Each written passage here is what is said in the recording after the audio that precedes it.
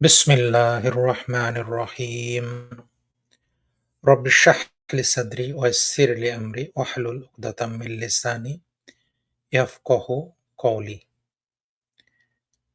মহান আল্লাহর নামে আজকের স্ট্রিমটি শুরু করছি।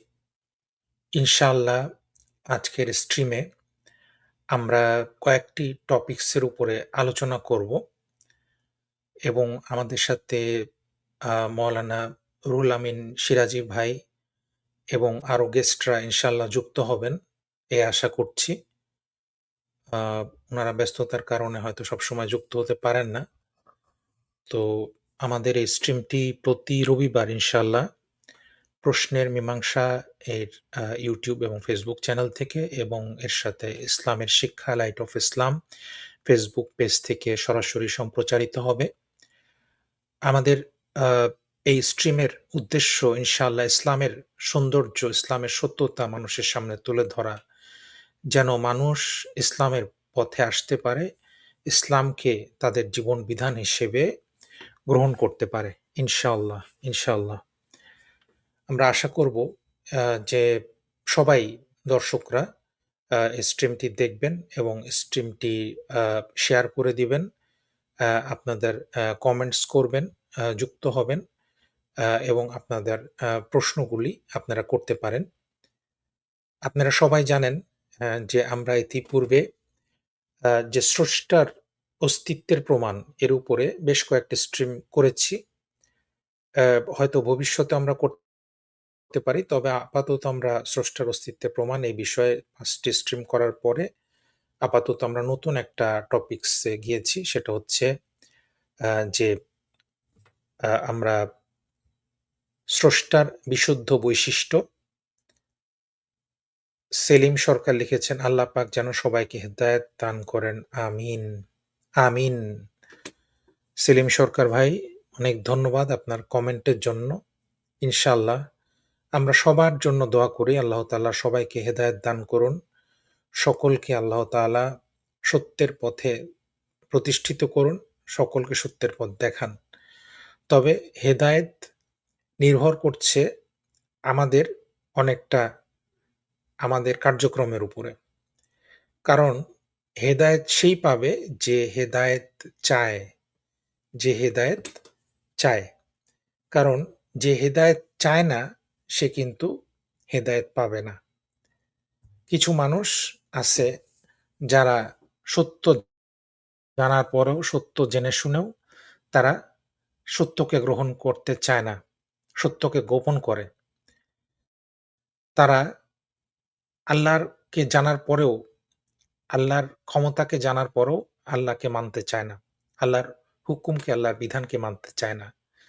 তো আল্লাহ এই সমস্ত পাপীদেরকে আল্লাহ তাআলা হেদায়েত দান করেন না। আল্লাহ তাআলা হেদায়েত দান করেন সেই সমস্ত ব্যক্তিকে যারা হেদায়েত চায়, যারা আল্লাহর রাস্তায় যেতে চায়, আল্লাহর রাস্তায় থাকতে চায় এবং অত্যন্ত সহজভাবে আল্লাহর কাছে আত্মসমর্পণ করতে চায়।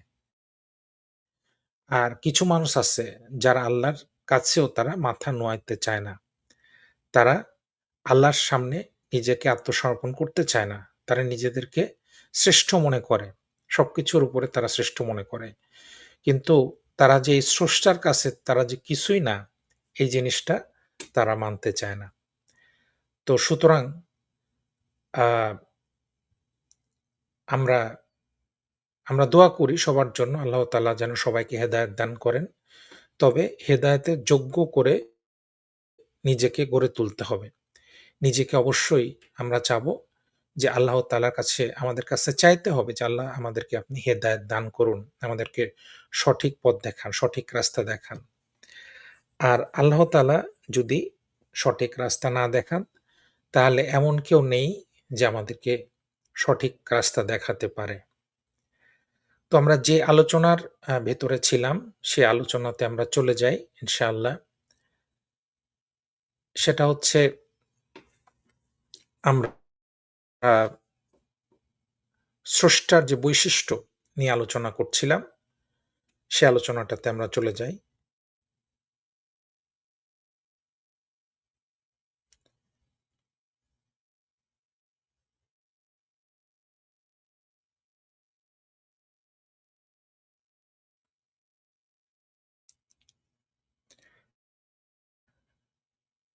স্রষ্টার বৈশিষ্ট্য। আমরা যখন স্রষ্টার কথা বলি তখন আমরা স্রষ্টা বলতে কি বুঝি? স্রষ্টা আমরা কাকে বলছি? স্রষ্টার বৈশিষ্ট্য কেমন হবে? এই স্রষ্টাকে যদি আমরা চিনতে পারি তাহলে আমরা কিন্তু কখনোই পথভ্রষ্ট হব না। এজন্য আপনি ইসলামে এমন একটা সৌন্দর্য পাবেন যে আল্লাহ রাব্বুল আলামিন নিজেই তার পরিচয় খুব সুন্দরভাবে তুলে ধরেছেন। এবং যেকোনো মানুষ সে যদি আন্তরিকতার সাথে, ইখলাসের সাথে আ সে যদি তার স্রষ্টাকে চিনতে চায় তাহলে সে একমাত্র ইসলামের মাধ্যমেই সে প্রকৃত স্রষ্টাকে চিনতে পারবে।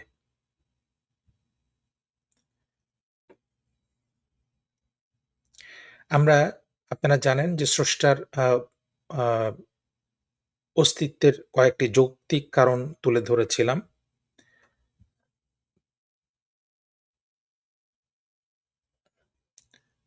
এবং এরপরে আমরা সেই কারণগুলি থেকে এই সিদ্ধান্তে এসেছি যে স্রষ্টাকে কেমন হতে হবে? যেহেতু স্রষ্টা এই এই পৃথিবী সৃষ্টি করেছেন, এই সময়কে, স্থানকে সৃষ্টি করেছেন, তাই স্রষ্টাকে অবশ্যই সমান সময়, স্থান এবং পদার্থের ঊর্ধ্বে হতে হবে। তিনি সময়ের ভিতরে অবস্থান করেন না, পদার্থের ভিতরে অবস্থান করেন না। তিনি এই পদার্থের ঊর্ধ্বে। যেমন আমরা উদাহরণ দিয়ে বলতে পারি যে একজন মেকার যে ঘড়ি তৈরি করে, সে কিন্তু ঘড়ির ভেতরে থাকে না। সে ঘড়িকে তৈরি করে ঠিকই কিন্তু সে ঘড়ির ভেতরে কিন্তু সে থাকে না। তো এটা একটা উদাহরণ। আর স্রষ্টা কিন্তু তার সৃষ্টির ভেতরে থাকে না। স্রষ্টার ক্ষমতা বিরাজমান সর্বত্র।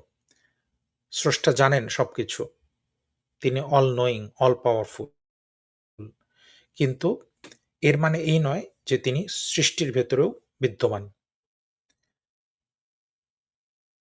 আর স্রষ্টার আ স্রষ্টা একজন বুদ্ধিমত্তা সম্পূর্ণ সত্তা।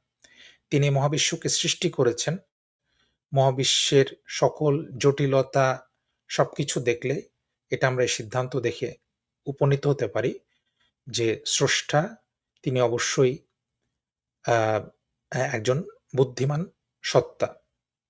তিনি all knowing একজন বিবেক পরম নৈতিক আইনদাতার অস্তিত্বের ইঙ্গিত দেয়। অর্থাৎ স্রষ্টা কিন্তু আ তার কাছ থেকেই কিন্তু আমরা বিবেক পেয়েছি। অতএব স্রষ্টা কিন্তু আমাদেরকে বিবেকের শিক্ষা দেয়। কোনটা ভালো, কোনটা মন্দ এটা আমরা কিভাবে বুঝবো? যদি স্রষ্টা না থাকে? কারণ যারা স্রষ্টায় বিশ্বাস করেন না, তাদের জন্য একটা বড় সমস্যা হচ্ছে যে কোনটি ভালো এবং কোনটি খারাপ তারা কিভাবে বিবেচনা করবেন? তারা অবশ্যই এটা বলতেই পারেন যে, "হ্যাঁ, আমি ব্যক্তিগতভাবে যেটাকে ভালো মনে করি সেটাই ভালো। আর ব্যক্তিগতভাবে আমি যেটাকে খারাপ মনে করি সেটাই খারাপ।" যেমন আপনারা অনেকেই জানেন যে আমেরিকার রাষ্ট্রপতি ডোনাল্ড ট্রাম্প তিনি বলেছেন কয়েকদিন আগে যে, "আমি যেটা বলি এটাই হচ্ছে নৈতিকতা।" অর্থাৎ আমি যা করব, আমি ইচ্ছামতো কোনো দেশকে দখল করে নিলাম, ইচ্ছামতো বোম মেরে কোনো দেশের মানুষকে মেরে ফেললাম, কোনো দেশের প্রেসিডেন্টকে ধরে আনলাম। এটাই আমার কাছে নৈতিকতা। তাহলে সেই নৈতিকতাকেই আমাদের মেনে নিতে হবে। আজকে আপনারা অনেকেই সোশ্যাল মিডিয়াতে দেখেছেন, এপস্টেইন ফাইলে কিরকম জঘন্য সব ইতিহাস উঠে আসছে। সেখানে আমেরিকার প্রেসিডেন্ট সহ এরকম পৃথিবীর অনেক নামি-দামি ব্যক্তি তাদের অনৈতিক জীবনের চিত্র কিন্তু সামনে চলে আসছে। এখন তারা যদি বলে এটাই আমার কাছে নৈতিকতা, তাহলে একজন নাস্তিক হিসেবে যে আল্লাহকে বিশ্বাস করে না, যে কোনো ঈশ্বরে বিশ্বাস করে না, কিভাবে এটাকে আপনি অনৈতিক বলবেন? কারণ তার বিবেক অনুযায়ী এটাই নৈতিকতা। অথচ আমরা প্রত্যেকটা মানুষই জানি যে এটা কোনোভাবেই নৈতিক হতে পারে না। তারা যেগুলা কাজ করেছে সেগুলো জঘন্য অন্যায়। তাহলে এই যে নৈতিকতার যে চিন্তা, এটা আমাদের কাছে কোথা থেকে আসলো? এটা আসলো সেই পরম একজন নৈতিক আইনদাতার অস্তিত্ব আছে বলেই তিনি আমাদেরকে নৈতিকতার এই বিধানটা দিয়েছেন। তার কাছ থেকেই আমরা নৈতিকতা শিখতে পারি। কারণ তিনি আমাদের ব্রেনের ভিতরে যেমন সফটওয়্যার ইনস্টল করে দেয়া থাকে তেমনিভাবে আমাদের ব্রেনের ভিতরে তিনি আমাদের নৈতিকতার ধারণাটা দিয়েছেন। এইজন্যই আমরা বলতে পারি যে কোনটি নৈতিক এবং কোনটি নৈতিক নয়। যদি এরকম কোনো সত্তা না থাকতো, যদি নৈতিকতাটা শুধুমাত্র আমার ব্যক্তিগত চিন্তা চেতনা, আমার ধারণার উপরে নৈতিকতা হতো, তাহলে আমরা কখনোই নৈতিকতার একটা মানদণ্ড প্রতিষ্ঠা করতে সক্ষম হতাম না।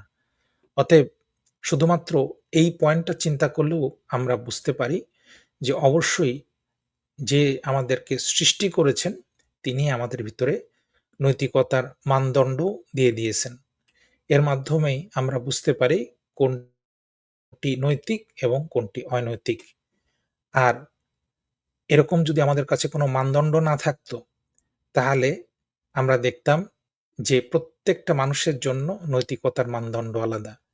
কেউ চুরি করাটাকে বৈধ মনে করতেছে, কেউ চুরি করাটাকে অবৈধ মনে করতেছে। কেউ হত্যা করাটাকে বৈধ মনে করতেছে, কেউ হত্যা করাটাকে অবৈধ মনে করতেছে।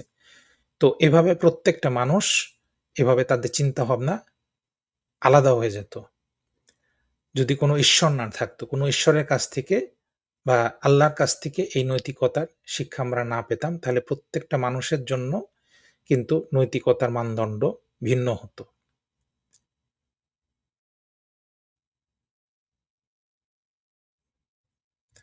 তাহলে এই সিদ্ধান্তে আমরা আসলাম যে যিনি স্রষ্টা তিনি অবশ্যই এই ভৌত জগতের সীমাবদ্ধতার ঊর্ধ্বে হবেন, সময়ের ঊর্ধ্বে হবেন, তিনি অসীম ক্ষমতাধর হবেন, তিনি সবকিছু জানেন, তিনি সর্বপ্রজ্ঞাবান, তার ভিতরে ইচ্ছাশক্তি রয়েছে, তার ভিতরে সচেতনতা রয়েছে, নাহলে তিনি সৃষ্টি করতে পারতেন না।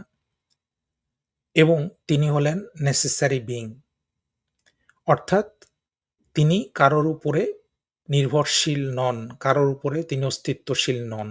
তিনি নিজেই অস্তিত্বশীল এবং যার উপরে পৃথিবী এবং সমগ্র মহাবিশ্বের সবকিছু অস্তিত্বশীল। তিনি যদি অস্তিত্বে না থাকতেন তাহলে কোনো কিছুই অস্তিত্বে আসতে পারত না। তিনি হচ্ছেন নেসেসারি বিইং, অর্থাৎ তিনি কারোর উপরে নির্ভর করেন না, অথচ সৃষ্টির সবকিছুই নির্ভরশীল, সবকিছুই তার উপরে নির্ভর করে। তাহলে তিনি তাকে অবশ্যই সেই সত্তাকে একজন নেসেসারি বিইং বা প্রয়োজনীয় সত্তা হতেই হবে। তাছাড়া এটা লজিক্যালি ফলো করে না যে এই মহাবিশ্ব কখনো অস্তিত্বে আসতে পারে।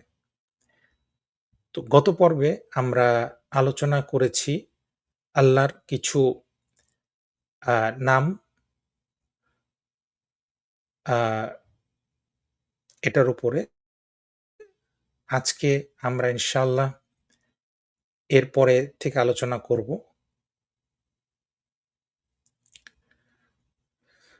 গত পর্বে আমরা এই পর্যন্ত আলোচনা করেছিলাম যে আল্লাহ তাআলা আল ওয়াহ্হাব, আর রাজ্জাক, তিনি সবকিছু দান করেন, দানশীল এবং তিনি রিজিক দাতা।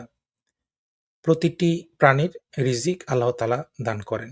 এরপরে আমরা নেক্সট স্লাইডে চলে যাব ইনশাআল্লাহ।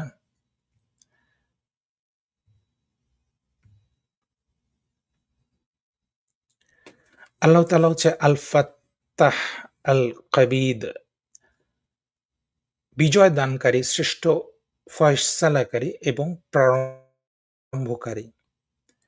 অর্থাৎ আমরা কিন্তু বলছিলাম যে স্রষ্টার গুণাবলীর অন্যতম একটি শর্ত হচ্ছে যে এই স্রষ্টা সৃষ্টির সূচনা করেছিলেন।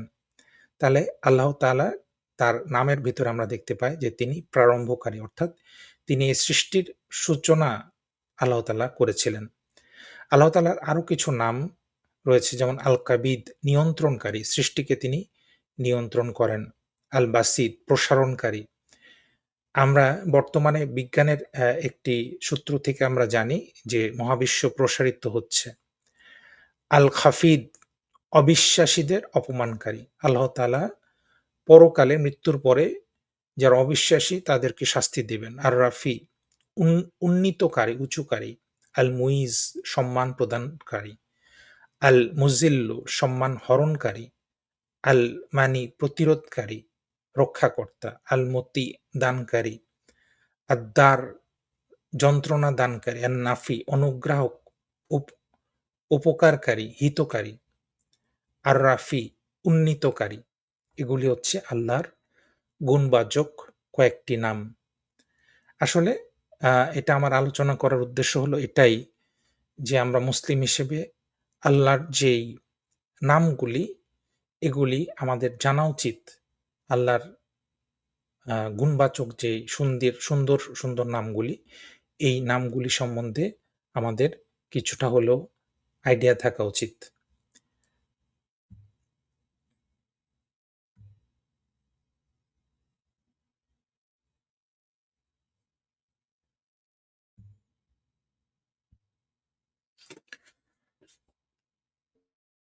এরপরে আরেকটি হলো যে আল আলিম, অর্থাৎ আল্লাহ তাআলা সর্বজ্ঞ, মহাজ্ঞানী। আল্লাহ তাআলা সবকিছু জানেন।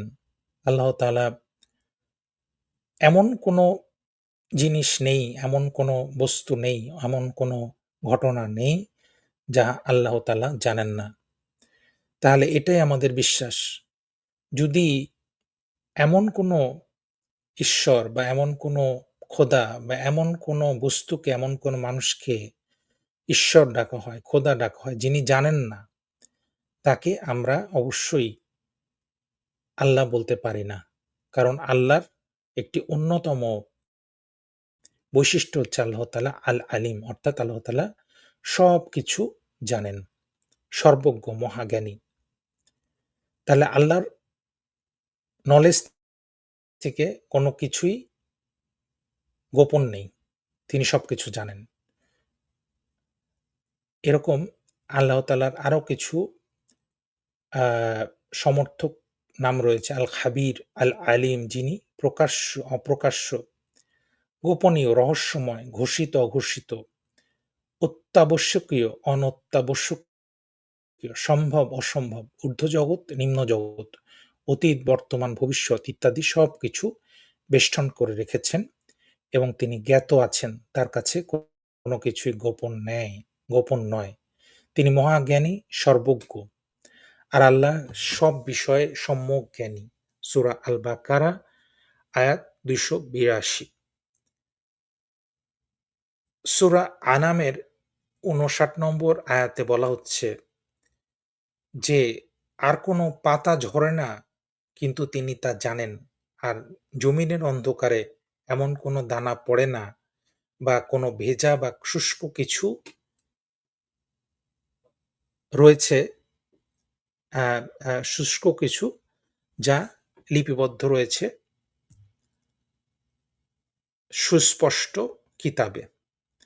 অর্থাৎ আল্লাহ তাআলার জ্ঞান থেকে কোনোটাই গোপন নেই। সবকিছুই তিনি জানেন। অর্থাৎ কোনো পৃথিবীর কোনো ছোট্ট একটি গাছের ছোট্ট একটি পাতা সেটা যে ঝরবে, এটাও কিন্তু আল্লাহ তাআলার নলেজে আছে। আল্লাহ তাআলা জানেন। কোনো গাছ থেকে একটা খাবারের দানা পড়ে যাচ্ছে, সেটাও কিন্তু আল্লাহ তাআলার নলেজের ভেতরে আছে। তাহলে আল্লাহ তাআলার এই নলেজে থাকার জন্য আল্লাহ তাআলার কিন্তু সৃষ্টির ভেতরে থাকার কোনো প্রয়োজন না। আল্লাহ তাআলার নলেজ সর্বব্যাপী।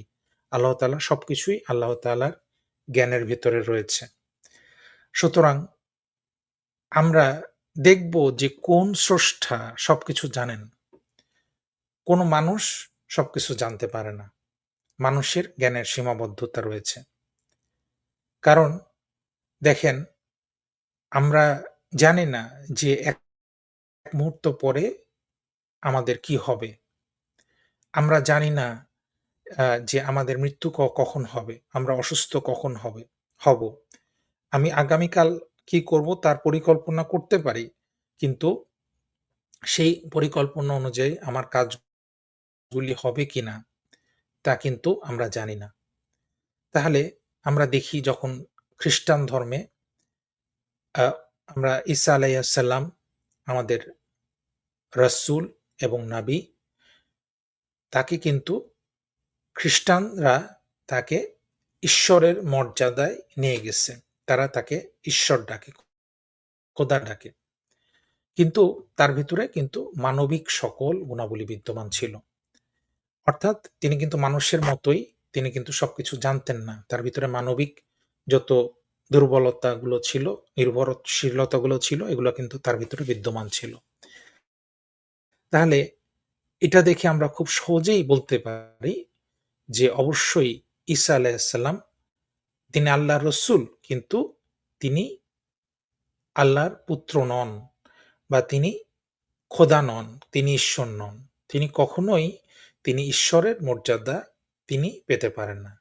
তিনি একজন মানুষ, তিনি একজন আল্লাহর প্রেরিত বান্দা, সার্ভেন্ট অফ আল্লাহ, এবং এটাই আমাদের বিশ্বাস এবং এই বিশ্বাসটাই যৌক্তিক।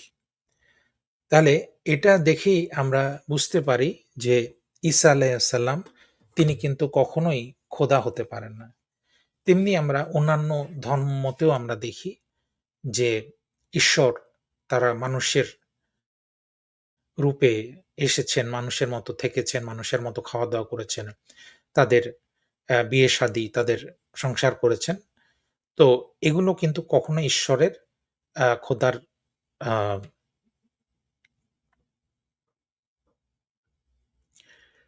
প্রকৃতি হতে পারে না, গুণ হতে পারে না।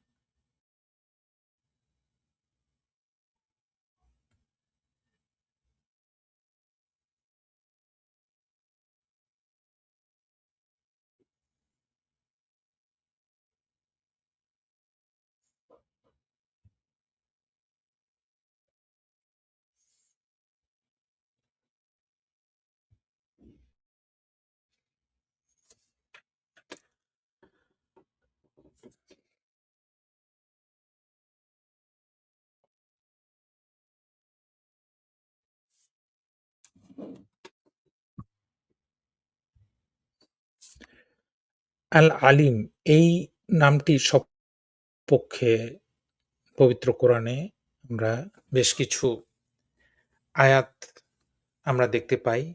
তার ভিতরে সূরা আল ইমরানের ১১৯ নম্বর আয়াতে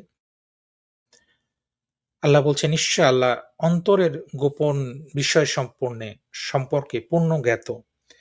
তাহলে আল্লাহ তাআলা কিন্তু শুধুমাত্র আমাদের বাহিরের যেই আ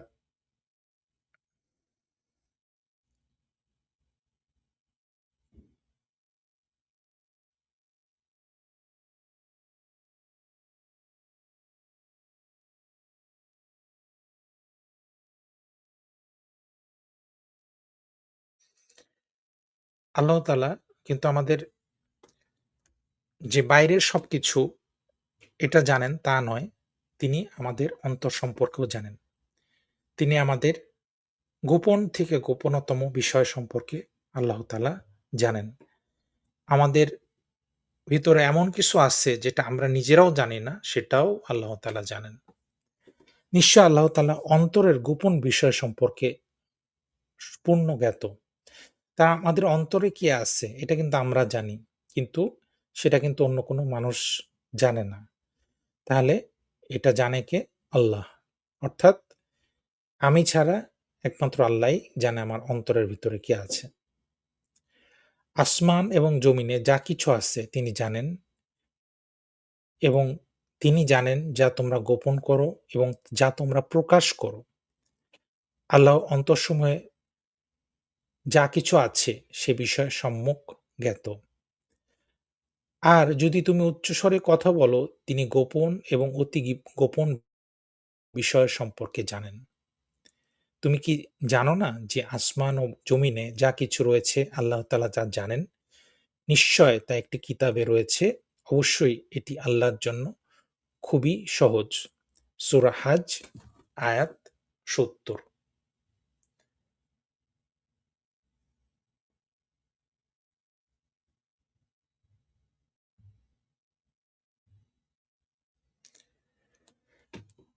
আল্লাহর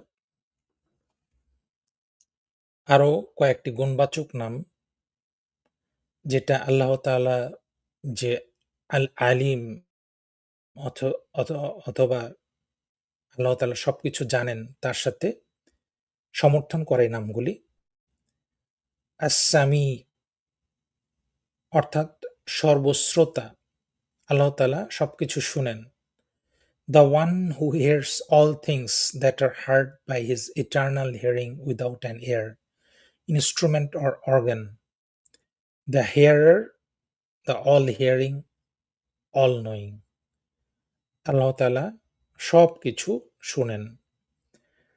কোনো জায়গায় যদি গাছের পাতাও পড়ে সেটাও আল্লাহ তাআলা শুনেন।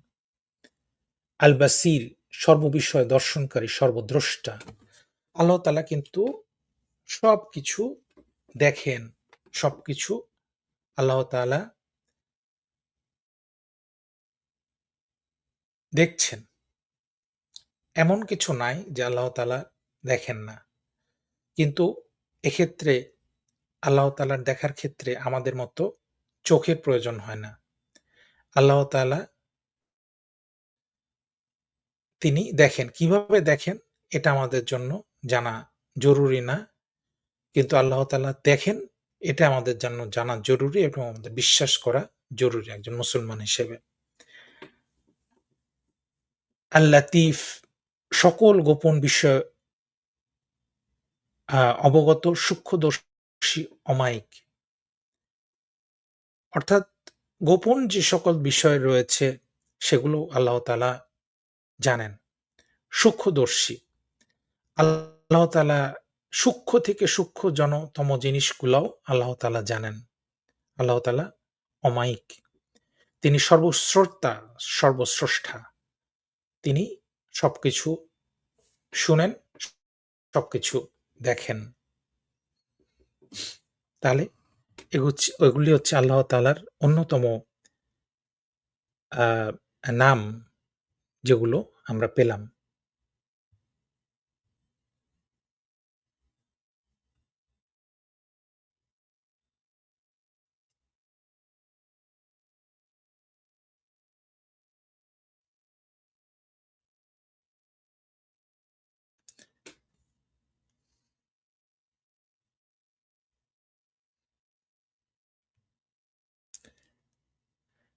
আল-লাতীফ এর সমর্থক শব্দ হলো আল-খাবির, সম্যক অবগত, সর্বজ্ঞ।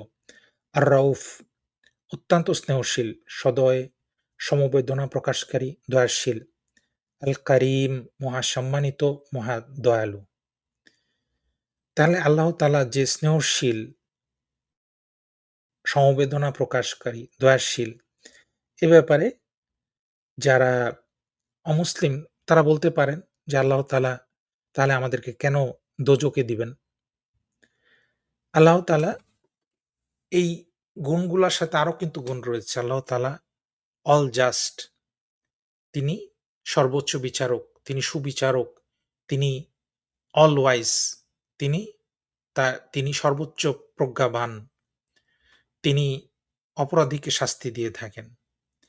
তাহলে আল্লাহ তাআলা এই দুনিয়ায় কিন্তু সকল মানুষের জন্য প্রোভাইড করছেন।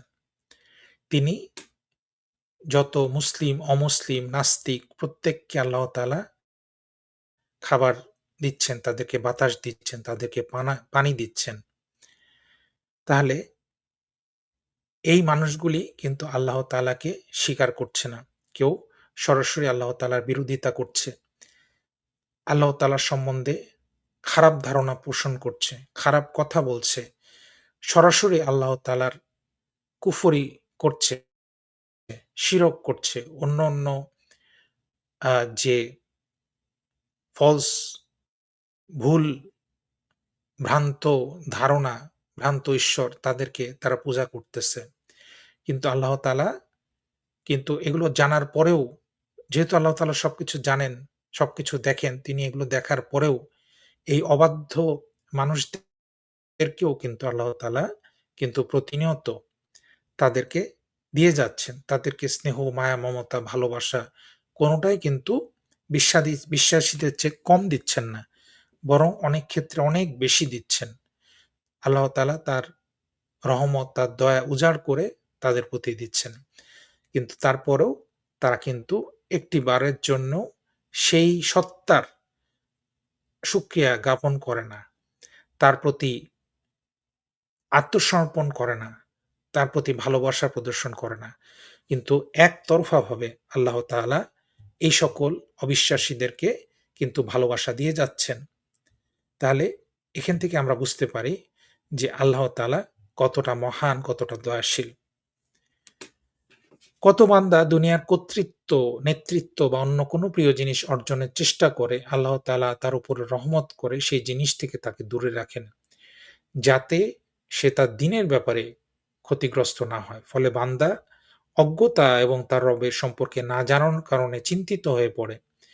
কিন্তু গায়েবে আল্লাহ তাআলা তার জন্য কি গচ্ছিত রেখেছেন, সে যদি তা জানতো তাহলে অবশ্যই সে ব্যাপারে আল্লাহর হামদ এবং শুকর আদায় করত। যারা বিশ্বাসী তারা আমরা অনেক সময় হতাশ হয়ে পড়ি যে আমরা একটা জিনিস চাচ্ছি তা আল্লাহ তাআলা আমাকে দিচ্ছেন না।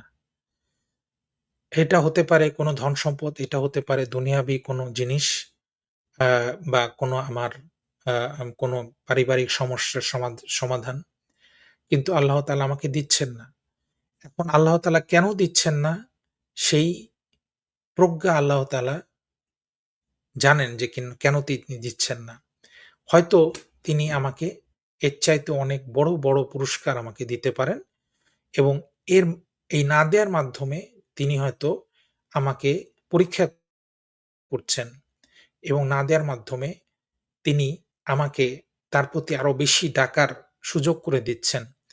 যদি হয়তো আমাকে এই জিনিসটা আল্লাহ তাআলা দিয়ে দিতেন তাহলে হয়তো আমি আল্লাহকে ভুলে যেতাম। আল্লাহর শুকরিয়া আদায় করতাম না। তাহলে আল্লাহ তাআলা তার ভালোবাসায়, তার স্নেহতে আল্লাহ তাআলা আমাকে দিচ্ছেন না, যেন আমি বেশি আল্লাহ তাআলাকে ডাকি এবং তিনি হয়তো এই ডাকার কারণে আমাকে অনেক বড় পুরস্কার দেয়ার জন্য নিজেকে আল্লাহ তাআলা আমাদেরকে এই মুহূর্তে হয়তো দিচ্ছেন না, কিন্তু ভবিষ্যতে হয়তো আল্লাহ তাআলা আমাদেরকে দেয়ার জন্য গচ্ছিত রেখেছেন। কিন্তু আমরা জানি না। আমরা না জানার কারণে আমরা হতাশ হয়ে পড়ি। যদি আমরা জানতাম যে আল্লাহ তাআলা আজকে আমার জন্য আমরা যেই কষ্ট বা দুঃখ পাচ্ছি, তো ইনশাআল্লাহ ভবিষ্যতে আমরা এর চাইতে অনেক বেশি গুণের কিছু পাবো। তাহলে আমরা অবশ্যই হতাশ হতাম না। তাহলে এটাই হচ্ছে আল্লাহ তাআলার প্রজ্ঞা, যেটা আমরা অনেকেই জানি না বা বুঝি না। আমরা হতাশ হয়ে পড়ি। আল্লাহ রাব্বুল আলামিন আমাদেরকে সকলে এই হতাশা থেকে আমাদেরকে মুক্ত করুন এবং সকল সময় আল্লাহর সামনে আত্মসমর্পণ করার এবং তারই ইবাদত করার তৌফিক দান করুন। তাহলে এই নামটা থেকে আমরা এটাই শিখলাম।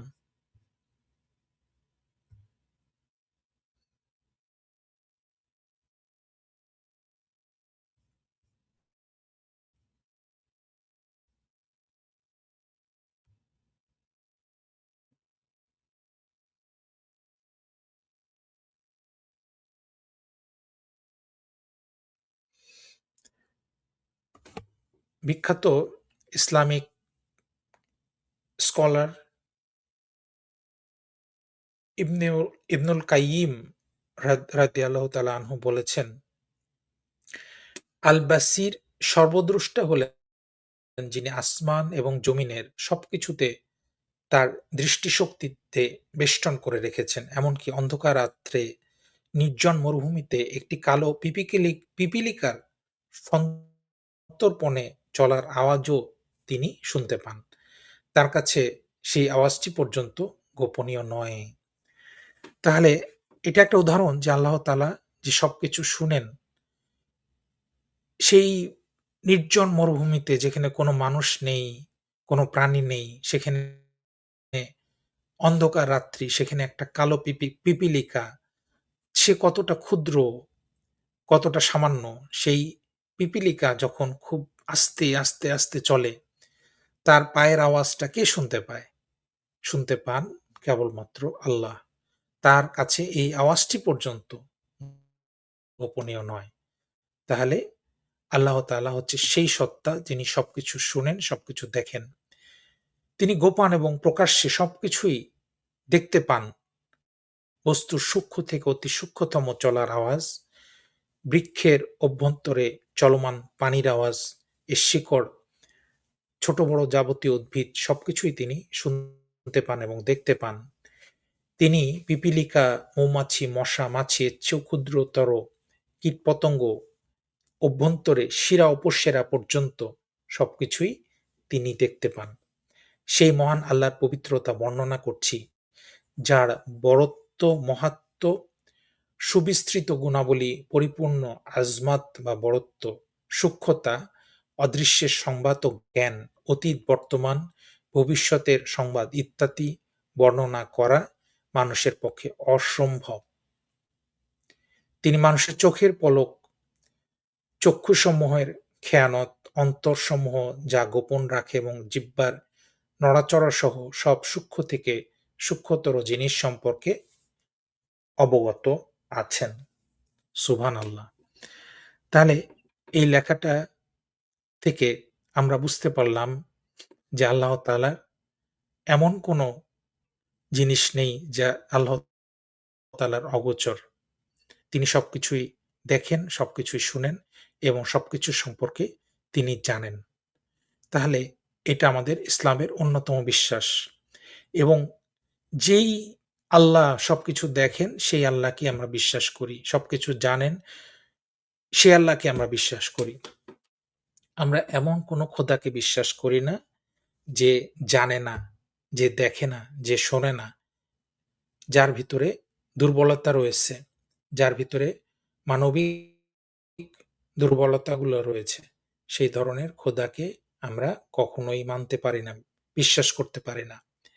এই কারণেই ইসলাম শ্রেষ্ঠ, ইসলাম সত্য এবং যেকোনো মানুষ সে যদি তার ব্রেইনকে কাজে লাগায় তাহলে সে অবশ্যই বুঝতে পারবে যে ইসলামের এগুলো হচ্ছে ইসলামের সত্যতার প্রমাণ।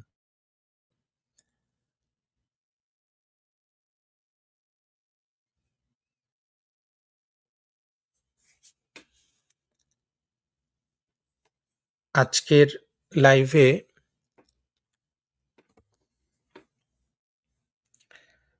জয়েন করার কথা আমাদের মাওলানা সিরাজি ভাইয়ের। তা আমি উনার জন্য অপেক্ষা করছি। ইনশাআল্লাহ আশা করি উনি যুক্ত হবেন। আর উনি যদি যুক্ত না হতে পারেন তাহলে আমরা হয়তো আর কিছুক্ষণ এই লাইভটি চালাবো। তারপরে আমরা হয়তো লাইভটা শেষ করে দিব। তো আল্লাহ রাব্বুল আলামিন আমাদেরকে যেটুকু শিখি আ অনলাইনে বা অফলাইনে সেটার উপরে আমল করার তৌফিক দান করুন। আপনারা সবাই জানেন যে পবিত্র রমজান মাস আসছে এবং রমজান আল্লাহর একটি নিয়ামত।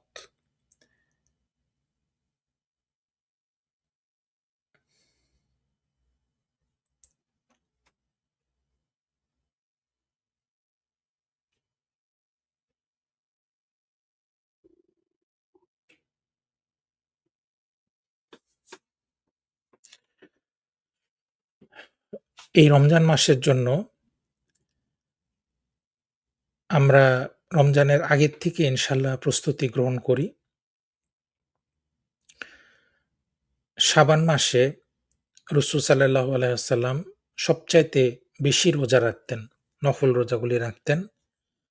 হযরত আয়েশা রাদিয়াল্লাহু তাআলা আনহা থেকে বর্ণিত তিনি বলেন যে রাসূল সাল্লাল্লাহু আলাইহি ওয়াসাল্লাম এই মাসে এত বেশি রোজা রাখতেন যে কখনো, কখনো মনে হতো যে তিনি পুরো মাসই রোজা রাখছেন।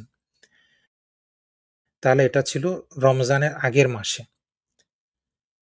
অর্থাৎ রাসূল সাল্লাল্লাহু আলাইহি ওয়াসাল্লাম কি পরিমাণে তিনি রোজা রাখতেন, আমরা শুধুমাত্র ফরজ রোজাগুলার কথাই জানি অনেকেই। কিন্তু রাসূল সাল্লাল্লাহু আলাইহি ওয়াসাল্লাম কি পরিমাণ নফল রোজাগুলি রাখতেন, এটা যদি আমরা চিন্তা করি তাহলে আমরা কিন্তু অবাক হয়ে যাব। তিনি কিন্তু প্রচুর রোজা রাখতেন সারা বছর জুড়ে। বিশেষ করে শাবান মাসের তিনি অসংখ্য রোজা রাখতেন। আমরা হয়তো চিন্তা করব যে আগামী মাস থেকেই তো রোজা। তাহলে এই মাসে আমরা ভালো করে খেয়ে নিই।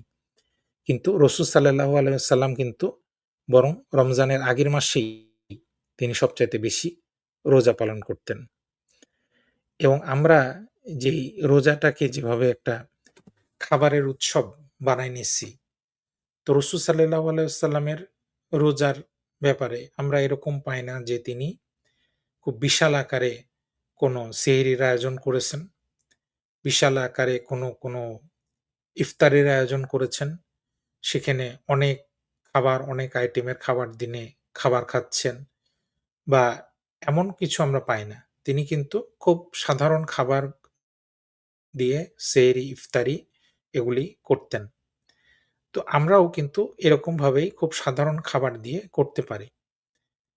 এবং এর ফলে যেটা হবে যে একে তো রাসূল সাল্লাল্লাহু আলাইহি ওয়াসাল্লামের আদর্শ অনুসরণ করা হবে, সুন্নত পালন করা হবে।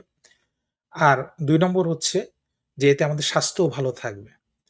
কারণ আমরা আমাদের দেশে যেই প্র্যাকটিস গুলা আছে, আমরা যে ভাজা, পোড়া, জিলাপি বা খুব তৈলাক্ত খাবারগুলা যে সেহরি, ইফতারিতে খাই, এগুলা কিন্তু আমাদের স্বাস্থ্যের জন্য মারাত্মক ক্ষতিকর। আপনি দেখেন যে বাংলাদেশে বর্তমানে কতজন মানুষ হার্টের পেশেন্ট, কতজন মানুষ হাই ব্লাড প্রেশারের পেশেন্ট, ডায়াবেটিসের পেশেন্ট। এর অন্যতম কারণ হচ্ছে আমাদের খাদ্য অভ্যাস। আমরা খাবারের ভিতরে এমন কিছু খাবার খাচ্ছি, যে খাবারগুলি আমাদের শরীরের জন্য খুবই খারাপ। যে তেলগুলো আমরা খাচ্ছি, যেই মসলাগুলো আমরা খাচ্ছি, যে ভাজা পোড়া জিনিসগুলো আমরা খাচ্ছি, সেগুলো আমাদের শরীরের জন্য খুবই ক্ষতিকর। কিন্তু রাসূল সাল্লাল্লাহু আলাইহি ওয়াসাল্লামের খাবারের প্যাটার্নটা আপনারা দেখেন, খুব সিম্পল খাবার উনি খেতেন। খেজুর, পানি, দুধ, মাংস। তো এই খাবারগুলার ভিতরে দেখেন, আপনি যদি রাসূল সাল্লাল্লাহু আলাইহি ওয়াসাল্লামের জীবনের আ আ যেগুলো আপনার হাদিসগুলি দেখেন, সেখানে যে তিনি ৩-৪ টা আইটেম বা ৫-৬ টা আইটেম দিয়ে কখনো খাওয়া, এটা কিন্তু খুব একটা পাওয়া যায় না। আমার জানা মতে নাই। বেশিরভাগ সময় তিনি ১ টা আইটেম বা মেক্সিমাম হয়তো ২ টা আইটেম দিয়ে তিনি কিন্তু খাবার খেতেন। এবং আমাদের যেমন এখন আমরা একটা ভাত লাগবে, ভাজি লাগবে, ভর্তা লাগবে, সবজি লাগবে, তরকারি লাগবে ২-৩ ধরনের, ডাল লাগবে। তাছাড়া আমরা খেতে পারি না। এই ধরনের খাদ্যের অভ্যাস কিন্তু রাসূল সাল্লাল্লাহু আলাইহি ওয়াসাল্লামের ছিল না। আমরা যখন সুন্নতের কথা বলি, তাহলে আমরা সবকিছুতেই তার সুন্নতকে অনুসরণ করব। তার খাওয়ার ব্যাপারেও কিন্তু কি ধরনের খাবার খেতেন সেই প্যাটার্নটাও আমাদের অনুসরণ করা উচিত। রাসূল সাল্লাল্লাহু আলাইহি ওয়াসাল্লামের একটা হাদিস আপনারা সবাই জানেন যে উনি বলেছেন যে আমাদের আদর্শভাবে আমাদের খাওয়া উচিত কতখানি? একটা হচ্ছে যে একটা মানুষের স্টমাকের ৩ ভাগের ১ ভাগ খাবার, ১ ভাগ পানি এবং ১ ভাগ খালি থাকবে। এবং আ এভাবে যদি কেউ খায়, আপনারা চিন্তা করতে পারবেন না যে ১৪০০ বছর আগে এই মরুভূমিতে মাঝে যে মানুষটার কোনো প্রাতিষ্ঠানিক শিক্ষা ছিল না, লিখতে পড়তে পারতেন না, তার ভিতরে এই ধরনের সায়েন্টিফিক খাবারের আইডিয়া কিভাবে আসলো? এটা কিন্তু চিন্তাও করা যায় না। আচ্ছা, জয়েন করেছেন আব্দুর রহমান সোয়াদ। আচ্ছা, উনাকে স্টেজে নিচ্ছি। সালামু আলাইকুম। ওয়ালাইকুম সালাম। শরীফ ভাই। আপনার কি আ হ্যাঁ, শব্দ আসতেছে না? আপনার সাউন্ড শোনা যাচ্ছে না? দাঁড়ান।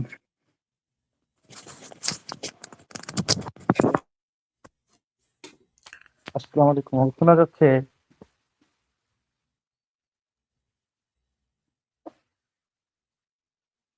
আসসালামু আলাইকুম। আমাকে শোনা যাচ্ছে কিনা বলবেন?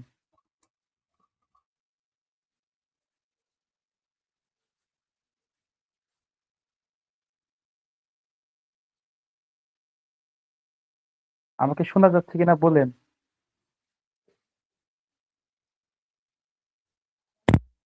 আমাকে শোনা যাচ্ছে?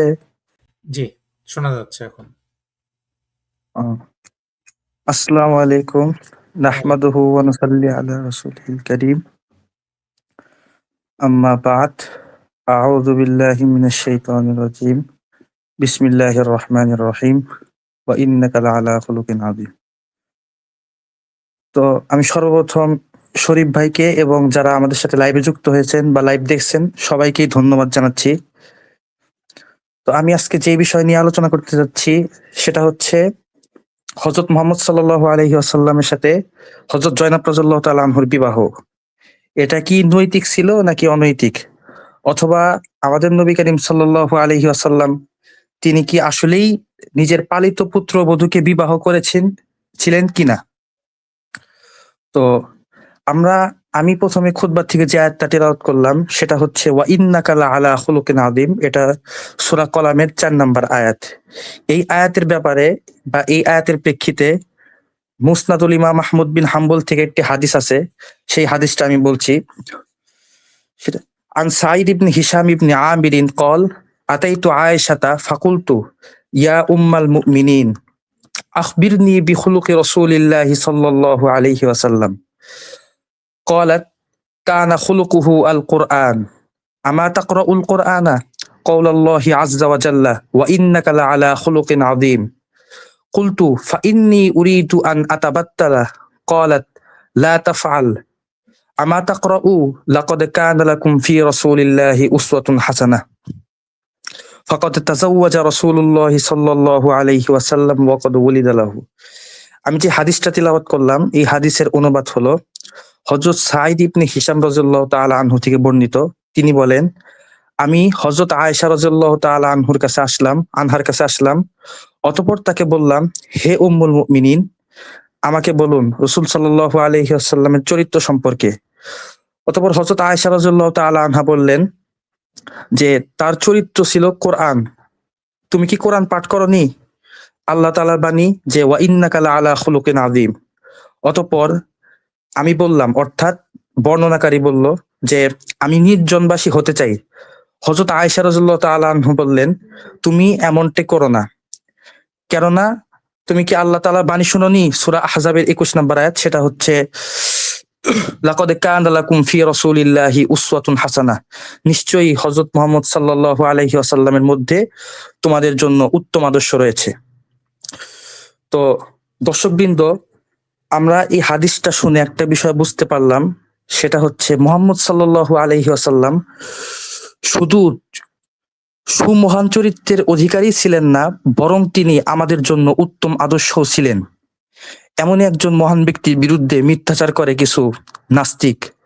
তারা হযরত রাসূল করিম সাল্লাল্লাহু আলাইহি ওয়াসাল্লাম ও হযরত জায়নাব রাদিয়াল্লাহু তাআলা আনহুর বিবাহকে কেন্দ্র করে বিভিন্ন কটু কথা ও বাজে মন্তব্য করে বেড়ায়। তো তারা নিজেদেরকে মুক্তমনা দাবি করে। আসলে তারা মুক্তমনা কিনা এই ব্যাপারে আমার যথেষ্ট পরিমাণ সন্দেহ রয়েছে। তো আমার একটা প্রশ্ন তাদের কাছে যে তারা কি শুধু রাসূল সাল্লাল্লাহু আলাইহি ওয়াসাল্লামের এই বিবাহকে কেন্দ্র করেই এই সকল কথা বলে কিনা? কেননা আমরা তো খ্রিস্টান ধর্মীয় গ্রন্থ বাইবেল সেখানে দেখতে পারি, Bible book of Genesis ২০ number অধ্যায় ভার্স নাম্বার আপনার ১১ থেকে ১২, এখানে বলা হয়েছে যে প্রফেট আব্রাহাম তিনি তার আপন বোনকে বিবাহ করেছেন। এটা নিয়ে কিন্তু তারা কখনো কোনো আপত্তি করে না। তারা শুধু হযরত মুহাম্মদ সাল্লাল্লাহু আলাইহি ওয়াসাল্লামের ব্যাপারেই আমাদের ব্যাপারে আপত্তি করে। আসলে তারা কোনো মুক্তমনা না, তারা হচ্ছে নাস্তিক এবং ইসলাম বিদ্বেষী। তো আজকে হযরত জয়নাব রাদিয়াল্লাহু তাআলা আনহুর এই বিবাহ নিয়ে আলোচনা করার জন্য আমি কয়েকটি পয়েন্ট নিয়ে আলোচনা করব। প্রথম পয়েন্ট, হযরত জয়নাব বিনতে জাহাশ রাদিয়াল্লাহু তাআলা আনহু ও হযরত জায়েদ বিন হারিস রাদিয়াল্লাহু তাআলা আনহুর পরিচয়। তো হযরত জয়নব রাদিয়াল্লাহু তাআলা আনহা ছিলেন রাসূল সাল্লাল্লাহু আলাইহি ওয়াসাল্লামের আপন ফুফাতো বোন ও কুরাইশ বংশের সম্ভ্রান্ত একজন নারী। আর হযরত যায়েদ বিন হারেসা রাদিয়াল্লাহু তাআলা আনহা ছিলেন নবীজি সাল্লাল্লাহু আলাইহি ওয়াসাল্লামের স্ত্রী হযরত খাদিজা রাদিয়াল্লাহু তাআলা আনহা এর দাস। তিনি তাকে রাসূল সাল্লাল্লাহু আলাইহি ওয়াসাল্লামকে উপঢৌকন হিসাবে দেন। পরবর্তীতে নবী করিম সাল্লাল্লাহু আলাইহি ওয়াসাল্লাম তাকে মুক্ত করে দিলেন। তো এই হচ্ছে হযরত যায়েদ এবং হযরত জয়নাব রাদিয়াল্লাহু তাআলা আনহুর পরিচয়। দ্বিতীয় পয়েন্ট, হযরত যায়েদ ও হযরত জয়নাব রাদিয়াল্লাহু তাআলা আনহুর বিবাহ। তাদের বিবাহটা কিভাবে হলো? ইসলামের প্রাথমিক যুগে, মানে ইসলামের প্রথম যুগে, অর্থাৎ যখন নবী করিম সাল্লাল্লাহু আলাইহি ওয়াসাল্লামের নবুয়ত প্রাপ্তির পূর্বে আরব দেশগুলাতে বিভিন্ন বর্ণ প্রথা ছিল। যেমন আপনার জাতপাত খুব বেশি পরিমাণ বিচার করা হইতো। এবং তাদের মধ্যে খুব পরিমাণ বৈষম্য ছিল। যেমন আপনার অনেক মানুষকে জাতপাত নিয়ে ভেদাভেদ করা হইতো। তো মূলত এই বৈষম্যটা দূর করার জন্যই হযরত মুহাম্মদ সাল্লাল্লাহু আলাইহি ওয়াসাল্লাম তিনি তার আপন ফুফাতো বোন, যিনি কুরাইশ বংশের উচ্চ জাতের নারী, তাকে তার মানে পালিত পুত্র বলা হয় আর কি, যায়েদ বিন হারেস রাদিয়াল্লাহু তাআলা আনহু, তার সাথে বিবাহ দেন। প্রথমত হযরত জয়নাব রাদিয়াল্লাহু তাআলা আনহা এই বিবাহকে নাকচ করে দেন, কেননা তিনি ছিলেন উচ্চ বংশীয় একজন নারী, আর হযরত যায়েদ বিন হারেসা রাদিয়াল্লাহু তাআলা আনহু ছিলেন একজন আজাদকৃত দাস এবং পালিত পুত্র। যদিও সে পালিত পুত্র হতো, তবুও সে আজাদকৃত একজন গোলাম। তো এই জন্য তিনি প্রথমত এই বিবাহ থেকে নাকচ করে দিলেন। কিন্তু নবী করিম সাল্লাল্লাহু আলাইহি ওয়াসাল্লাম চাচ্ছিলেন যে তিনি শুধু এই জাতপাতের বিচার করে এই বিবাহটা বাতিল করে না দেন। কিন্তু পরবর্তীতে যখন জয়নাব রাদিয়াল্লাহু তাআলা আনহু রাজি হলেন না, তো এই প্রেক্ষিতে আল্লাহ তাআলা আয়াত নাজিল করলেন। সেটা হচ্ছে সূরা আহজাবের 36 নম্বর আয়াত। আয়াতটা হইল, ওয়ামা কানা লিমুমিনিন ওয়ালা মুমিনাতিন ইযা কাদাল্লাহু ওয়া রাসূলুহু আমরান আইয়াকুনা লাহুমুল খিয়ারাতু মিন আমরিহিম ওয়া মান ইয়াসিল্লাহা ওয়া রাসূলাহু ফাকাদ দাল্লা দালালাম মুবিনা। এই আয়াতের অর্থ হচ্ছে, মুমিনাদের জন্য নিজেদের বিষয় কোনো ইখতিয়ার থাকে না যখন আল্লাহ ও তার রাসূল কোনো বিষয় সিদ্ধান্ত নেয়। আর যে ব্যক্তি আল্লাহ ও তার রাসূলের কথা অমান্য করে সে স্পষ্টই পথভ্রষ্ট। তো উক্ত আয়াতে কারিমা নাজিল হওয়ার পর হযরত জয়নাব রাদিয়াল্লাহু তাআলা আনহু নিজ সিদ্ধান্ত থেকে ফিরে আসেন এবং হযরত যায়েদ বিন হারেসা রাদিয়াল্লাহু তাআলা আনহুকে বিবাহ করতে রাজি হয়ে যান। তো সুপ্রিয় দর্শকবৃন্দ, এখানে এই বিষয়টা নিয়ে নাস্তিকরা একটা আপত্তি করে যে হযরত জয়নাব রাদিয়াল্লাহু তাআলা আনহুর কাছে কি নবীজির কথার কোনো মূল্য নেই, এর জন্য নবীজি আয়াত নাজিল করেই কি তাকে এরকম জোরপূর্বক বিবাহ দিলেন? আসলে এটা খুব হাস্যকর একটা বিষয়। নাস্তিকরা রাসূল সাল্লাল্লাহু আলাইহি ওয়াসাল্লামের ব্যাপারে এটা নিয়ে আপত্তি করে, একটা হাস্যকর বিষয়। কেননা তারা একবার পালিত পুত্রের অধিকার চায়, আবার যখন নবী করিম সাল্লাল্লাহু আলাইহি ওয়াসাল্লাম বৈষম্য দূর করার জন্য পালিত পুত্রের সাথে আপন ফুফাতো বোনকে বিবাহ দিলেন, তখন তারা এটা নিয়ে সমালোচনা করেন। তো তাদের সমালোচনার উত্তর হচ্ছে, এই বিবাহের ক্ষেত্রে এই নারী পুরুষ বা স্বামী স্ত্রী নিজেদের সামঞ্জস্যতা দেখবে, এটা স্বাভাবিক ব্যাপার। এটা জয়নাব রাদিয়াল্লাহু তাআলা আনহু নবীজির বিরুদ্ধাচারণ করেননি এবং নবীজির তার বিরুদ্ধে জোর করে কোনো আয়াত নাজিল করেননি। আল্লাহ তাআলাই এই আয়াত নাজিল করেছেন। অতঃপর যখন এই আয়াত নাজিল হওয়ার পরে হযরত জয়নাব রাদিয়াল্লাহু তাআলা আনহা এবং হযরত যায়েদ বিন হারেস রাদিয়াল্লাহু তাআলা আনহুর সাথে বিয়ে হয়ে গেল, তখন তারা প্রায় 1 বছরের মতো ওই পরস্পর একসাথে সংসার করলেন। কিন্তু যেহেতু হযরত জয়নাব রাদিয়াল্লাহু তাআলা আনহা এবং হযরত যায়েদ রাদিয়াল্লাহু তাআলা আনহু ভিন্ন ছিলেন এবং হযরত জয়নাব রাদিয়াল্লাহু তাআলা আনহু উচ্চ বংশীয় নারী ছিলেন, এজন্য তিনি উভয়ের মাঝে ঝগড়া বিতর্ক হালকা পাতলা লেগেই থাকতো, যেটা মানুষের ফিতরাতের মধ্যে পড়ে, স্বামী স্ত্রী ফিতরাতের মধ্যে। এখানে এই আপত্তি করা যাবে না যে নবীজি সাল্লাল্লাহু আলাইহি ওয়াসাল্লাম বিয়ে দেওয়ার পরেও কেন হযরত জয়নাব রাদিয়াল্লাহু তাআলা আনহু এটা মেনে নিলেন না। হযরত জয়নাব রাদিয়াল্লাহু তাআলা আনহু মেনে নিয়েছিলেন, বিবাহও করেছিলেন। কিন্তু যেহেতু তাদের মাঝে একটা আন্তরিক মিল ছিল না, এজন্য হালকা পাতলা কথা কাটাকাটি লেগেই থাকতো।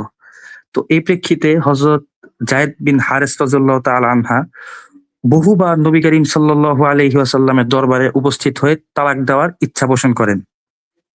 কিন্তু হযরত রাসূল করিম সাল্লাল্লাহু আলাইহি ওয়াসাল্লাম তাকে তালাক দেওয়া থেকে বিরত থাকতে বলেন। বলেন যে, আমসিক আলাইকা যাওজাকা ওয়াত্তাকিল্লাহা ওয়া তুখফি ফি নাফসিক।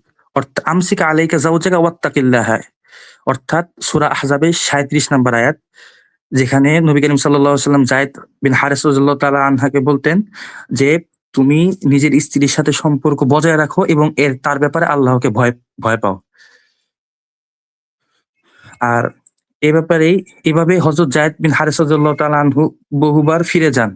কিন্তু যখন হযরত যায়েদ বিন হারেস রাদিয়াল্লাহু তাআলা আনহার সাথে হযরত জয়নাব রাদিয়াল্লাহু তাআলা আনহার সম্পর্ক টিকে থাকলো না, তখন হযরত যায়েদ বিন হারেস রাদিয়াল্লাহু তাআলা আনহা হযরত জয়নাব রাদিয়াল্লাহু তাআলা আনহাকে তালাক দিয়ে দিলেন। তো তো এই ব্যাপারে এটা তো আল্লাহ তাআলা পূর্বেই নবী করিম সাল্লাল্লাহু আলাইহি ওয়াসাল্লামকে ওহীর মাধ্যমে জানিয়ে দিয়েছেন যে হযরত জয়নাব রাদিয়াল্লাহু তাআলা আনহা এবং হযরত যায়েদ রাদিয়াল্লাহু তাআলা আনহার মাঝে বিবাহ বিচ্ছেদ হয়ে যাবে এবং আপনি তাকে বিবাহ করবেন। কিন্তু হযরত রাসূল করিম সাল্লাল্লাহু আলাইহি ওয়াসাল্লাম এই বিষয়টাকে ভয় পাচ্ছিলেন যে হযরত যায়েদ রাদিয়াল্লাহু তাআলা আনহা, যায়েদ বিন হারেস রাদিয়াল্লাহু তাআলা আনহা হযরত জয়নাব রাদিয়াল্লাহু তাআলা আনহাকে তালাক দিবেন আর তিনি তাকে বিবাহ করবেন। আল্লাহ হচ্ছে তাকে বিবাহের হুকুমটা দিয়েছেন। এই বিবাহটা করতে তিনি ভয় পাচ্ছিলেন। কেননা আরব যুগে একটা কুপ্রথা ছিল, সেটা হচ্ছে তারা পালিত পুত্রকে আপন পুত্রের মতো মনে করত এবং পালিত পুত্রর স্ত্রীকে মানে নিজের সন্তানের স্ত্রীর মতো একেবারে হারাম মনে করত। তো এই কুপ্রথাটা দূর করার জন্যই মূলত আল্লাহ রাব্বুল আলামিন নবী করিম সাল্লাল্লাহু আলাইহি ওয়াসাল্লামের সাথে হযরত জয়নাব বিনতে জাহশ রাদিয়াল্লাহু তাআলা আনহার বিবাহের সিদ্ধান্ত নেন। কিন্তু নবী করিম সাল্লাল্লাহু আলাইহি ওয়াসাল্লাম জানতেন যে তার সাথে হযরত জয়নাব রাদিয়াল্লাহু তাআলা আনহার বিবাহ হবে, কিন্তু তিনি তবুও একটু এই বিধানটা থেকে সরে আসতে চাচ্ছিলেন যে মুনাফিকরা, এই বর্তমান নাস্তিকদের মতো যে মুনাফিকরা আছে, এরা সমালোচনা করবে যে মুহাম্মদ সাল্লাল্লাহু আলাইহি ওয়াসাল্লাম আপন পুত্রর বউকে বিবাহ করেছেন। নাউজুবিল্লাহ। কেননা যেহেতু আরবে আপনার আপন পুত্র এবং পালিত পুত্রের মধ্যে কোনো পার্থক্য করা হতো না, এই জন্য হযরত যায়েদ বিন হারেস রাদিয়াল্লাহু তাআলা আনহুকে যায়েদ বিন মুহাম্মদ বলা হতো। তো এই প্রেক্ষিতে আল্লাহ তাআলা তাদের এই মতামতটা, তাদের এই মতবাদটা খণ্ডন করে আল্লাহ তাআলা সূরা আহজাবের ৫ নাম্বার আয়াত নাযিল করেন। সেই আয়াতটা হলো, মা জাআলাল্লাহু লিরাজুলিন মিন কলবাইনি ফি জাওফিহি ওয়া মা জাআলা আজওয়াজাকুমুল্লাতী তুযাহিরুনা মিনহুন্না উম্মাহাতিকুম ওয়া মা জাআলা আদঈয়াআকুম আবনাআকুম যালিকুম কওলুকুম বিআফওয়াহিকুম। সেটা হচ্ছে যে আল্লাহ তাআলা কোনো পুরুষের অন্তরে ২টা হৃদয় দান করেন নাই এবং তোমাদের ওই সকল স্ত্রী যাদেরকে তোমরা জিহার করো তারা তোমাদের মা নয়, এবং ওই সকল পুত্র যাদেরকে তোমরা দাবি করো অর্থাৎ পালক পুত্র বানাও, তারা তোমাদের আপন পুত্রর মতো নয়। তো এখানে একটা বিষয়, ২টা বিষয় নিয়ে এখানে আলোচনা করা দরকার, সেটা হচ্ছে জিহারের বিষয়টা। তো কিছু বলবেন ভাই? জিহারের না, কন্টিনিউ করেন আপনি। হ্যাঁ, জিহারের বিষয়টা সেটা হচ্ছে, ধরেন কেউ বলল, তার স্ত্রীকে বলল যে তোমার পিঠটা আমার মায়ের পিঠের মতো, ব্যাস স্ত্রী তালাক হয়ে যাবে এবং তার স- ই তার সন্তান মানে সে যেভাবে একেবারে পুরা মায়ের মতো হয়ে যাবে, একেবারে তার সাথে পুরা সম্পর্ক একেবারে ছেদ হয়ে যাবে। তো দেখেন একটু ভাইবা দেখেন, ধরেন আপনার যে কোনো একজন ব্যক্তির স্ত্রী সুন্দর, ফর্সা, তার মাও ফর্সা, সে তার স্ত্রীকে বলল যে এই তোমার গালটা আমার মায়ের গালের মতো, এই সামান্য একটা কথা বললো, তাই একেবারে তার স্ত্রী তালাক হয়ে যাবে, একেবারে জন্মের মতো হারাম হয়ে যাবে, পুরা তার মায়ের মতো হয়ে যাবে। এটা কি কোনো যৌক্তিক বিষয়?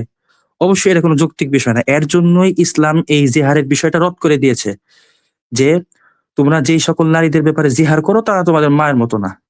এটা আসলেই কোনো যৌক্তিক বিষয় না যে আপনি আপনার স্ত্রীকে বলবেন বা কেউ কারো স্ত্রীকে বলবে যে তোমার পিঠটা আমার মায়ের মতো, তাই বলে সে মা হয়ে যাবে। এটা একেবারে ভিত্তিহীন কথা। তো দ্বিতীয় যে বিষয়টা সেটা হচ্ছে আদাইয়া, অর্থাৎ পালক পুত্র বা পোষ্যপুত্র। এখানে পালক পুত্রর বিষয়টা হলো যে পালক পুত্র, এখানে একটা বিষয় আলোচনা করা দরকার যে নাস্তিকরা এই পালক পুত্রের বিষয়টা আপত্তি করে থাকে। সেই আপত্তিটা হলো পালক পুত্র, এই দত্তক প্রথাটা অনেক সুন্দর একটা বিষয়। এটার কারণে অনেক বড় বড় মানুষ, নেলসন ম্যান্ডেলার কি যাই হোক, এরা অনেক বড়ই হয়েছে। তো এদের নামটা জানা আমার কাছে ওরকম লাগলো না। তো যেটাই হোক, পালক পুত্র প্রথা বলে ইসলাম বলে দত্তক প্রথাকে বাতিল করেনি। ইসলাম দত্তক প্রথার সৌন্দর্য বাতিল করে দিয়েছে, এটা হচ্ছে নাস্তিকদের দাবি।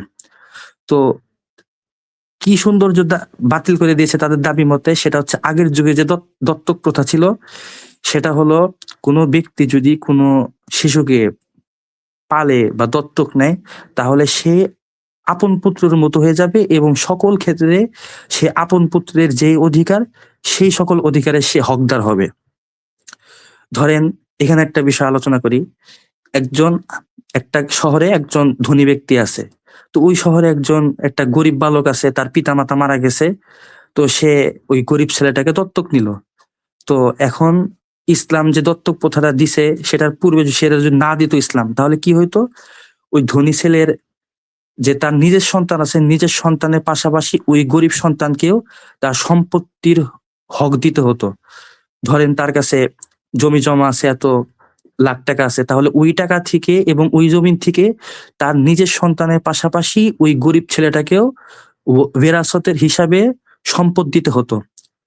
তো এখানে একটা জিনিস ভেবে রাখা দরকার যে আপনি একটা গরিব ছেলেকে তার অসহায়ত্বের জন্য তাকে লালন পালন করলেন।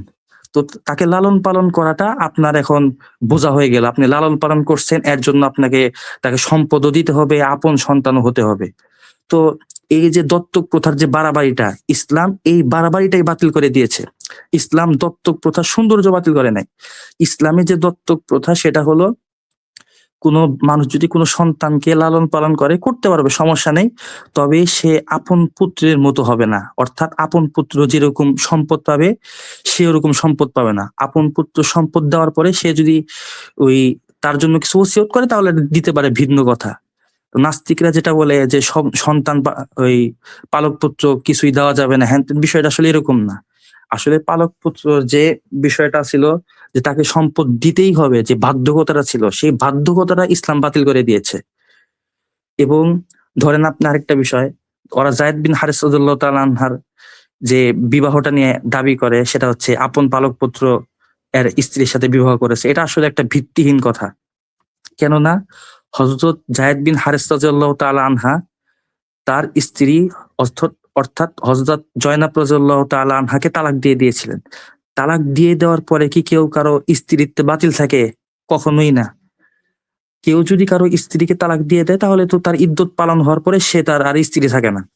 তো নবী করিম সাল্লাল্লাহু আলাইহি ওয়াসাল্লাম যে হযরত জয়নাব রাদিয়াল্লাহু তাআলা আনহাকে বিবাহ করেছিলেন, হযরত যায়েদ বিন হারিস রাদিয়াল্লাহু তাআলা আনহা তালাক দেওয়ার পরেই বিবাহ করেছিলেন। সুতরাং তিনি তার পালিত পুত্রবধূকে বিবাহ করেননি, বরঞ্চ তিনি তার পালিত পুত্রবধূর পরিত্যক্ত স্ত্রীকে বিবাহ করেছেন। এখানে আরেকটা বিষয় যে কিরকম অনেকে বলে যে পালিত পুত্রবধূর স্ত্রীকে কেন বিবাহ করতে হবে, এটা কি ধরনের হলো? তো এটা বলবো, ধরেন একজন ধনী লোক আছে, সে ছোটবেলার থেকে মানে ছোট্ট থেকে একটা ছেলেকে পালছে। তো ছেলেটা অনেক স্কিলফুল, দক্ষ এবং সবকিছুতেই পারদর্শী আর কি। তো ওই লোকটার একটা মেয়েও ছিল। তো সেই লোকটা বড় হওয়ার পরে যখন তার মেয়েটা বড় হয়েছে, তখন ভাবছে যে তার মেয়েকে কার সাথে বিবাহ দিবে, যোগ্য পাত্রকে। তো এখন আশপাশে এলাকার মানুষকে জিজ্ঞাসা করছে যে আমার মেয়েকে তো বিবাহ দিতে হবে, কাকে বিবাহ দিব, কার সাথে আমার মেয়েকে বিবাহ দিব। তখন স্বাভাবিকভাবে এলাকার মানুষ যেটা বলবে, আরে ভাই, আপনি চিন্তা করছেন কেন? আপনি যেই ছেলেটাকে লালন পালন করছেন, তার সাথে আপনি আপনার মেয়েকে বিবাহ দেন। সেই তো আপনার কাছে লালন পালন হয়েছে এবং সে অনেক দক্ষশীল ব্যক্তি। তো এটা কিন্তু সবাই নৈতিক দৃষ্টিতে দেখবে এবং ভালো বলবে এটাকে, যে একটা ধনী ব্যক্তি তার বিশ্বস্ত লোকের কাছে নিজের মেয়েকে বিবাহ দিয়েছে। তো এটাকে তো কেউ বলবে না যে একটা ধনী ব্যক্তি তার ছেলের কাছে, তার আপন ছেলের কাছে আপন মেয়েকে বিবাহ দিয়েছে। আসলে হযরত জয়নাব রাদিয়াল্লাহু তাআলা আনহার বিবাহের বিষয়টা এরকমই।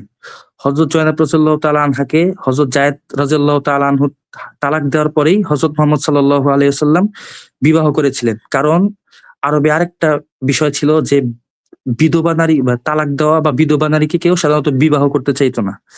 এখন যদি নবী করিম সাল্লাল্লাহু আলাইহি ওয়াসাল্লাম হযরত জয়নাব রাদিয়াল্লাহু তাআলা আনহাকে বিবাহ না করতেন, তাহলে কেউই হযরত জয়নাব রাদিয়াল্লাহু তাআলা আনহাকে বিবাহ করতো না।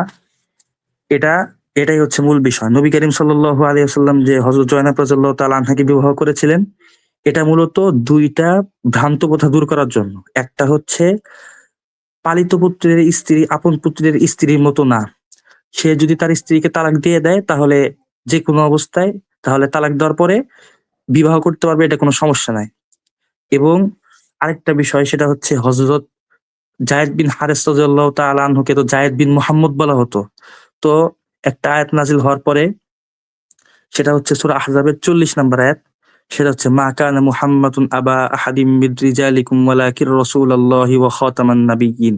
এই আয়াতটা নাজিল হওয়ার পরে তো সাহাবায়ে কেরাম হযরত যায়েদ রাদিয়াল্লাহু তাআলা আনহুকে আর যায়েদ বিন মুহাম্মদ বলতেন না, যায়েদ বিন হারিস বলতেন। তো এইখানে নাস্তিকরা একটা আপত্তি করে থাকে, সেটা হচ্ছে তিনি কেন এই তার পিতৃত্ব থেকে সরাইলেন? তো এখানে আমি বলি যে কেউ যদি কারো পিতার নাম বাদ দিয়ে অন্য কাউকে তার পিতৃত্বে শরিক করে, তাহলে এটা তার পিতার অধিকার খর্ব করা। যেমন ধরেন, কেউ যদি কারো ছেলের নাম হচ্ছে আব্দুর রহমান, তার বাবার নাম হচ্ছে রাশেদ খান। কেউ যদি বলে আব্দুর রহমান বিন রাশেদ খান, তাহলে ঠিক আছে। কেউ যদি বলে আব্দুর রহমান বিন অমুক, তাহলে এটা যেমন রাশেদ খানের তার অধিকার খর্ব করা হয়েছে, কেননা তার ছেলেকে তার সম্পর্ক থেকে বাতিল করে দেওয়া হয়েছে। সুতরাং হযরত যায়েদ রাদিয়াল্লাহু তাআলা আনহুর তো পিতা ছিলেন, তার পিতা ছিলেন। তো তার পিতা থাকতে কেন নবী করিম সাল্লাল্লাহু আলাইহি ওয়াসাল্লামের সাথে তাকে নিসবত করা হবে? আর নবী করিম সাল্লাল্লাহু আলাইহি ওয়াসাল্লামের আদর্শে তিনি এতই আদর্শ ছিলেন যে যখন হযরত যায়েদ রাদিয়াল্লাহু তাআলা আনহুর পিতা তাকে ফিরিয়ে নিয়ে যেতে আসে, তখন নবী করিম সাল্লাল্লাহু আলাইহি ওয়াসাল্লাম তাকে বলেন, অর্থাৎ যায়েদ বিন হারেস রাদিয়াল্লাহু তাআলা আনহুর পিতাকে বলেন, আপনারা তাকে চাইলে কোনো বিনিময় ছাড়াই নিয়ে যেতে পারেন, অথবা তাকে চাইলে আমার কাছে রেখে যেতে পারেন। তখন হযরত যায়েদ রাদিয়াল্লাহু তাআলা আনহু স্পষ্টই বলে দিয়েছেন যে আমি নবী করিম সাল্লাল্লাহু আলাইহি ওয়াসাল্লামের কাছেই থাকতে চাই। তো এখানে আমাদের লক্ষণীয় বিষয়, নবী করিম সাল্লাল্লাহু আলাইহি ওয়াসাল্লাম কতটা মহৎ ব্যক্তি ছিলেন যে এত কিছু হওয়ার পরেও, মানে হযরত যায়েদ রাদিয়াল্লাহু তাআলা আনহুর পিতা ফেরত আসার পরেও তিনি আপন পিতার কাছে যাননি, বরং নবী করিম সাল্লাল্লাহু আলাইহি ওয়াসাল্লামের কাছেই থেকে গিয়েছেন। তো তো এটাই হচ্ছে হযরত জয়নাব রাদিয়াল্লাহু তাআলা আনহু ও হযরত যায়েদ রাদিয়াল্লাহু তাআলা আনহুর বিবাহের, তালাক হওয়ার পরে নবী করিম সাল্লাল্লাহু আলাইহি ওয়াসাল্লামের বিবাহের সংক্ষেপ বিষয় আলোচনা করছি। তো আমি, যদিও আমার জ্ঞানের স্বল্পতার কারণে আমি হয়তো সব বিষয় স্পষ্ট করে বলতে পারিনি। তবে আমার যেটুকু ছিল আমি এতটুকু বললাম। তো নাস্তিকরা এই বিষয়ে কয়েকটা আপত্তি করে। যে ১ নাম্বার হচ্ছে হযরত একটা হাদিস দেয়, তবাকাত ইবনে সাদের একটা হাদিস দেয়। সেটা হচ্ছে এই নবী করিম সাল্লাল্লাহু আলাইহি ওয়াসাল্লাম একদা রাত্রের বেলা হযরত জয়নাব রাদিয়াল্লাহু তাআলা আনহা এবং হযরত যায়েদ রাদিয়াল্লাহু তাআলা আনহুর বাসায় গিয়েছিলেন। তো হযরত যায়েদ রাদিয়াল্লাহু তাআলা আনহু বাসায় ছিলেন না। তো হঠাৎ বাতাসে বা ঝড়ে বা যেকোনোভাবে হযরত জয়নাব রাদিয়াল্লাহু তাআলা আনহুর পর্দা উঠে গিয়েছে, পা বের হয়েছে। তো নবী করিম সাল্লাল্লাহু আলাইহি ওয়াসাল্লাম তাকে দেখছেন, দেখে মাথা নিচু করেছেন এবং বলেছেন যে সকল প্রশংসা ওই সত্তার যিনি মনকে পরিবর্তনকারী। তো এই কথা বলে তিনি চলে এসেছেন। তো জয়নাব রাদিয়াল্লাহু তাআলা আনহু বলেছেন যে আপনি ভিতরে আসেন। নবী করিম সাল্লাল্লাহু আলাইহি ওয়াসাল্লাম তখন ভিতরে যাননি। পরে যখন হযরত যায়েদ বিন হারেস রাদিয়াল্লাহু তাআলা আনহু আসলেন, তখন জয়নাব রাদিয়াল্লাহু তাআলা আনহু তাকে উক্ত ঘটনার কথা বর্ণনা করলেন। তখন হযরত যায়েদ তাকে বললেন, "তুমি কি তাকে ভিতরে আসতে বলোনি?" তখন হযরত জয়নাব রাদিয়াল্লাহু তাআলা আনহা বললেন যে, "আমি তাকে বলেছিলাম, কিন্তু তিনি আসেননি।" তখন হযরত যায়েদ রাদিয়াল্লাহু তাআলা আনহু বললেন যে, "তিনি কি কিছু বলেছেন?" তখন হযরত জয়নাব রাদিয়াল্লাহু তাআলা আনহা বললেন যে, "আমি স্পষ্ট শুনতে পারিনি, তবে শুনেছি তিনি বললেন হালকা পাতলা যে, সকল প্রশংসা ওই সত্তার যিনি মনকে পরিবর্তনকারী।" পরবর্তীতে হযরত যায়েদ রাদিয়াল্লাহু তাআলা আনহু নবী করিম সাল্লাল্লাহু আলাইহি ওয়াসাল্লামের দরবারে উপস্থিত হয়ে বললেন যে, "আপনি কি আমি কি আপনার জন্য জয়নাবকে তালাক দিব? তো নবী করিম সাল্লাল্লাহু আলাইহি ওয়াসাল্লাম প্রথমে বললেন না, পরবর্তীতে চুপ থাকলেন। এই একটা হাদিস তারা তবাকাত ইবনে সাদ থেকে বর্ণনা করে। তো এটা হচ্ছে আমি স্পষ্ট একটা মানে চ্যালেঞ্জ করে দিতে চাই যে তারা এই হাদিসের একটা সনদ দেখাবে যে এই হাদিসটাকে সহিহ প্রমাণ করবে। এটা কোনো সহিহ হাদিস না, এটা কোনো অথেন্টিক সোর্স দ্বারা প্রমাণিত না। এটা প্রসিদ্ধ কেতাব ৬ টা কেতাব বুখারী শরীফ, মুসলিম শরীফ, তিরমিজি শরীফ, আবু দাউদ শরীফ, নাসাই শরীফ, ইবনে মাজাহ এই ৬ টা কেতাবেও নাই এবং হাদিসের কোনো উচ্চমানের কোনো কেতাবেও নাই। এটা তবাকাত ইবনে সাদে বর্ণিত, এটা সনদ একেবারেই দুর্বল। তো এখানে নাস্তিকরা আরেকটা আপত্তি করে যে নবী করিম সাল্লাল্লাহু আলাইহি সাল্লামের বিরুদ্ধেই যদি বলে তাহলে আমরা কেন তাকে জাল জয়ীফ বলি, আর তার পক্ষে হলে তা আমরা কেন তাকে সহি বলে দেই। আসলে এটা তাদের মানে নোংরা মস্তিষ্কের এটা একটা তাদের দাবি। আমরা কখনোই এরকম দ্বিচারিতা করি না। তারা যদি দাবি করে এই হাদিসটা সহি, তাহলে তারা উলুমুল হাদিসের প্রেক্ষিতে এই হাদিসটাকে সহি প্রমাণ করুক। এটা আমাদের স্পষ্ট কথা। আর দ্বিতীয়ত ওরা ভালো একটা কথা বলে যে হযরত জয়নাব রাদিয়াল্লাহু তাআলা আনহু এবং হযরত যায়েদ রাদিয়াল্লাহু তাআলা আনহু নাকি নবীজির চরিত্র সম্পর্কে জানতেন। নাউজুবিল্লাহ। এখানে একটা বিষয়, হযরত জয়নাব রাদিয়াল্লাহু তাআলা আনহা ছিলেন নবীজির আপন ফুফাতো বোন। ছোটবেলা থেকেই নবীজি সাল্লাল্লাহু আলাইহি সাল্লামের সাথে লালন পালন হয়েছেন। হযরত জয়নাব এবং রাসূল করিম সাল্লাল্লাহু আলাইহি সাল্লাম যখন বিবাহ হয়, তখন রাসূল সাল্লাল্লাহু আলাইহি সাল্লামের বয়স ছিল ৫৭ এবং হযরত জয়নাব রাদিয়াল্লাহু তাআলা আনহার বিবাহ ছিল, বয়স ছিল ৩৬ এর উপরে। এখানে আমার প্রশ্ন যে এত বছর একসাথে নবীজি সাল্লাল্লাহু আলাইহি সাল্লাম একসাথে থাকলেন ভাই বোন হিসাবে, তখন তো তিনি কোনো করলেন না, কোনো বিবাহের ইচ্ছা পোষণ করলেন না। বরঞ্চ তিনি তার গোলামের সাথে, আজাদকৃত গোলামের সাথে আপন ফুফাতো বোন যে কিনা কুরাইশ বংশের উচ্চ শাখার একজন নারী, তার সাথে বিবাহ দিয়েছেন। এবং যখন নবী করিম সাল্লাল্লাহু আলাইহি ওয়াসাল্লাম তার বয়স বড় হয়ে গিয়েছে, যখন বার্ধক্যের কাছাকাছি পৌঁছেছেন, ৫৭ বছর বয়স, ওই সময় তিনি কিভাবে এটা সম্ভব? এটা নাস্তিকদের নোংরা মস্তিষ্কের কাছেই সম্ভব। দ্বিতীয় কথা হচ্ছে তারা একটা বিষয় বারবার বলে, আরেকটা মানে অনেক বিষয় তারা বারবার বলে। তার মধ্যে কয়েকটা বিষয় এটা একটা হচ্ছে হযরত যায়েদ রাদিয়াল্লাহু তাআলা আনহু নাকি জানতেন যে নবী করিম সাল্লাল্লাহু আলাইহি ওয়াসাল্লাম জয়নাব রাদিয়াল্লাহু তাআলা আনহুর প্রতি আসক্ত ছিলেন। এটাও আমার চ্যালেঞ্জ যে এমন একটা সহিহ হাদিস দেখাবে অথবা একটি স্পষ্ট রিওয়ায়াত দেখাবে যেখানে স্পষ্ট বর্ণনা থাকবে যে হযরত যায়েদ বিন হারেসা রাদিয়াল্লাহু তাআলা আনহা জানবেন যে নবী করিম সাল্লাল্লাহু আলাইহি ওয়াসাল্লাম হযরত জয়নাব রাদিয়াল্লাহু তাআলা আনহার প্রতি আসক্ত ছিলেন। এটা একটা পয়েন্ট। তো এই হচ্ছে আমার আলোচনা হযরত নবী করিম সাল্লাল্লাহু আলাইহি ওয়াসাল্লাম এবং হযরত জয়নাব বিনতে জাহাশ রাদিয়াল্লাহু তাআলা আনহার বিবাহ। তো শেষে আমি যে কথাটা বলবো সেটা হচ্ছে এই বিবাহটা নৈতিক না অনৈতিক এটা তো স্পষ্ট আমাদের কাছে প্রমাণ হয়ে গেল। তো আমি নাস্তিকদের একটা তাদের ধর্মীয় গ্রন্থ হুমায়ুন আজাদের লেখা আমার অবিশ্বাস বইয়ের ১৪২ নাম্বার পৃষ্ঠা, ওইখানে বলা আছে যে কোনো নারী যদি একজন অথবা একাধিক পুরুষের সাথে বিবাহ অথবা অবিবাহিত অবস্থায় এবং কোনো পুরুষ যদি কোনো একজন অথবা একাধিক নারীর সাথে বিবাহ অথবা অবিবাহিত অবস্থায় থাকতে চায় এবং তারা উভয়ই যদি এটাতে সম্মতি থাকে, তাহলে কারো এখানে আপত্তি করার কোনো অধিকার নাই। এবং তিনি নৈতিকতার সংজ্ঞা দিয়েছেন যে নৈতিকতার সংজ্ঞা হলো যার দ্বারা কারো ক্ষতি হয় না। এখানে আমার ৩ নাম্বার প্রশ্ন, নাস্তিকদের কাছে আমার ৩ নাম্বার প্রশ্ন, সেটা হচ্ছে হযরত জয়নাব বিনতে জাহাশ রাদিয়াল্লাহু তাআলা আনহা এবং নবী করিম সাল্লাল্লাহু আলাইহি ওয়াসাল্লাম এই বিবাহতে তারা পরস্পর সম্মতি ছিল না, এই মর্মে একটা সহিহ হাদিস দেখাবেন। এবং চতুর্থ প্রশ্ন, হযরত জয়নাব বিনতে জাহাশ রাদিয়াল্লাহু তাআলা আনহা এবং নবী করিম সাল্লাল্লাহু আলাইহি ওয়াসাল্লামের বিবাহের মাধ্যমে অন্য কারো ক্ষতি হয়েছে, কার ক্ষতি হয়েছে নাম সহ উল্লেখ করে স্পষ্ট একটা রিওয়ায়াত দেখাতে হবে। যদি তারা রিওয়ায়াত না দেখাতে পারে, তাহলে তাদের দৃষ্টিকোণ থেকেও এই বিবাহটা অবশ্যই সহিহ প্রমাণিত হবে এবং অবশ্যই নৈতিকতা প্রমাণিত হবে। মুসলমানদের এবং সকল ধর্মীয় গ্রন্থ এরা তো নৈতিক অবশ্যই, কারণ এরাকে অনৈতিক বলার মতো কোনো নাই। আমরা জানি হিন্দু ধর্মগ্রন্থে এক ভগবান শ্রীকৃষ্ণ তার আপন মামিকে বিবাহ করেছেন এবং বাইবেল থেকে আমি যে রেফারেন্সটা দিলাম, বুক অফ জেনেসিস ২০ নাম্বার অধ্যায় ভার্স নাম্বার ১১ থেকে ১২, যেখানে প্রফেট আব্রাহাম অর্থাৎ তাদের বাইবেলে যে ইব্রাহিম আলাইহিস সালামের কথা যেভাবে বর্ণনা করেছেন, তিনি আপন বোনকে, ডাইরেক্ট আপন বোন, মা ভিন্ন কিন্তু পিতা এক, মানে পিতা শরিক বোনকে বিবাহ করেছেন, আপন পিতা শরিক বোনকে। তো এগুলা এজন্য সকল ধর্মীয়দের নিকটেও এটা নৈতিক হওয়ার কথা। ইসলামের নিকট তো অবশ্যই এটা 100% নৈতিক, এবং সকল অন্য ধর্মীদের নিকটেও এটা নৈতিক হওয়ার কথা, এবং নাস্তিকদের নিকটেও, স্বয়ং নাস্তিকদের নিকটেও হুমায়ুন আজাদ যে নৈতিকতার মানদণ্ড দাঁড়িয়েছে সেটার দ্বারা অবশ্যই নৈতিক প্রমাণিত হবে। এই বলে আমি আমার আলোচনা শেষ করছি, ইনশাআল্লাহ। আসসালামু আলাইকুম।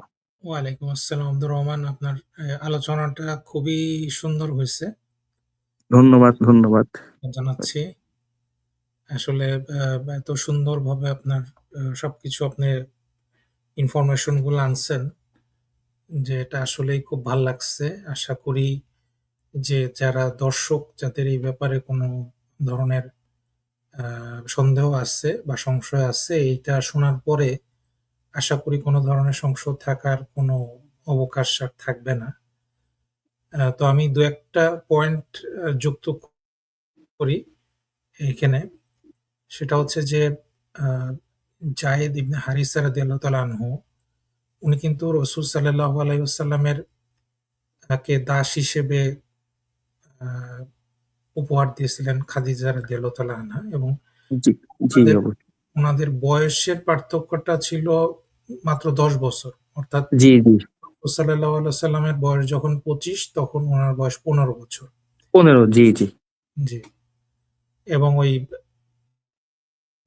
তাদের মতো কিন্তু একটা ভাই সুলভ একটা জি, সম্পর্ক ছিল, যেহেতু সবসময় তিনি তার সাথে থাকতেন। আর জি, আহ, হজরত জায়নাব রাদিয়াল্লাহু তাআলা আনহা, জি, যে রাসূল সাল্লাল্লাহু আলাইহি ওয়াসাল্লামের স্ত্রী, উনি তো জি, উনার আপন ফুফাতো বোন ছিলেন, এবং ছোটবেলা থেকে একসাথে তারা মানুষ হয়েছেন, এবং রাসূল সাল্লাল্লাহু আলাইহি ওয়াসাল্লাম নিজেই তার বিবাহ দিচ্ছেন হজরত আহ, আহ, জায়েদ ইবনে হারিসা রাদিয়াল্লাহু তাআলা আনহুর সাথে। জি, তাহলে এই যে হাদিসটা বলা হচ্ছে যে আহ, আহ, জায়নাব রাদিয়াল্লাহু তাআলা আনহাকে রাসূল সাল্লাল্লাহু আলাইহি ওয়াসাল্লাম দেখলেন হঠাৎ করে। তো এটা তো কমন সেন্স থেকে বোঝা যায় যে এটা তো তার দেখার তো কোনো প্রয়োজন নাই, কারণ এটা তো ইসলাম পূর্ব যুগে তো আপনার এই যে এরকম আহ, পর্দার বিধান ছিল না।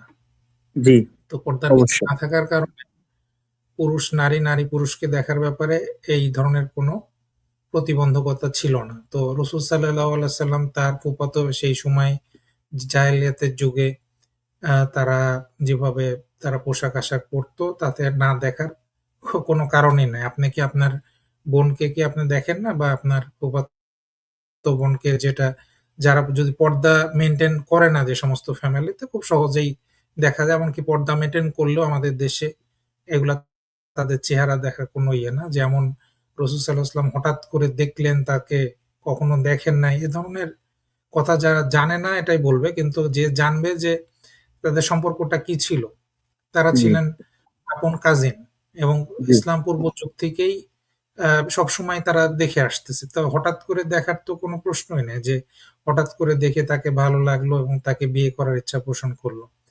কারণ রাসূল সাল্লাল্লাহু আলাইহি ওয়াসাল্লাম যদি বিয়ে করতে চাইতেন, তাহলে তো উনি অনেক আগেই উনার যুবক বয়সেই তাকে বিয়ে করতে পারতেন। এখানে তাকে বাধা দিবে কে?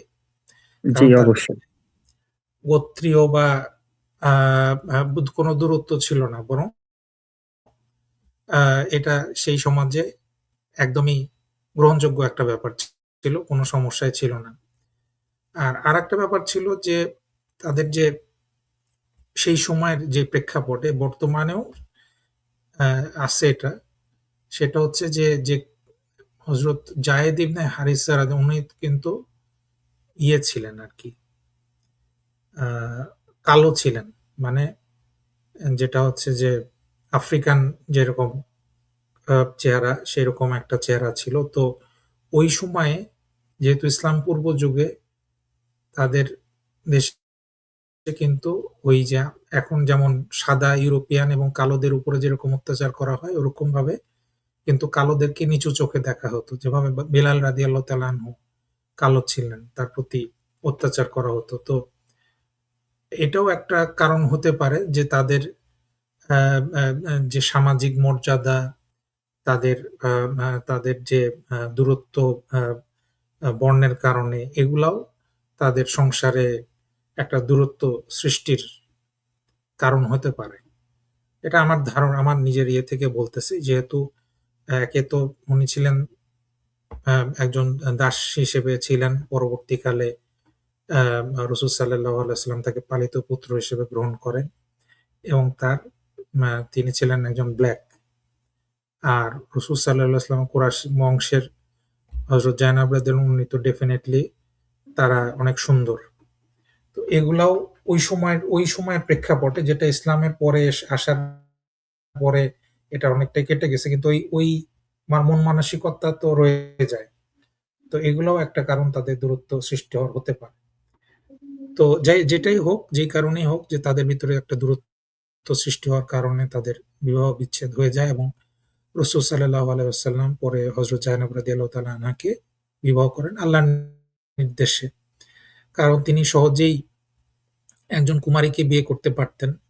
কিন্তু তিনি একজন স্বামী পরিত্যক্তা আ আ নারীকে বিয়ে করলেন এবং তার পরিচিত, এটা আল্লাহর নির্দেশে তিনি বিয়ে করেছেন।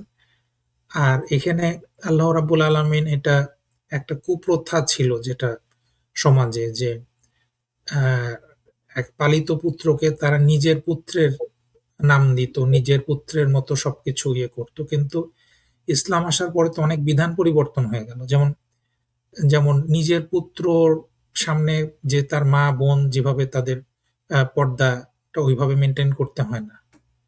কিন্তু যেটা হচ্ছে যে নিজের পুত্র যদি না হয় তাহলে সেক্ষেত্রে তাদের পর্দার বিধান অন্যরকম। তো সেই ক্ষেত্রে আ আ অনেক নিয়ম কিন্তু আগের সেই নিয়মগুলা থাকলো না। আর আরেকটা সবচেয়ে বড় কথা হচ্ছে যে আল্লাহ রাব্বুল আলামিন কিন্তু রাসূল সাল্লাল্লাহু আলাইহি ওয়াসাল্লাম ৩ টি পুত্র সন্তান দান করেছিলেন। কিন্তু কাউকেই তিনি তাদের যৌবন পর্যন্ত বয়স দেন নাই।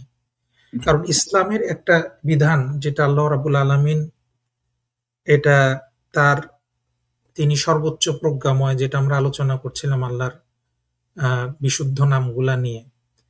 যে আজকে যদি তার কোনো পুত্র থাকতো, তাহলে কিন্তু এই যে ফ্যামিলি ট্র্যাডিশন, যেটা বিভিন্ন দেশে দেখা যায় যে পুত্রকে সেই ধারাবাহিকতায় ধরা হয়।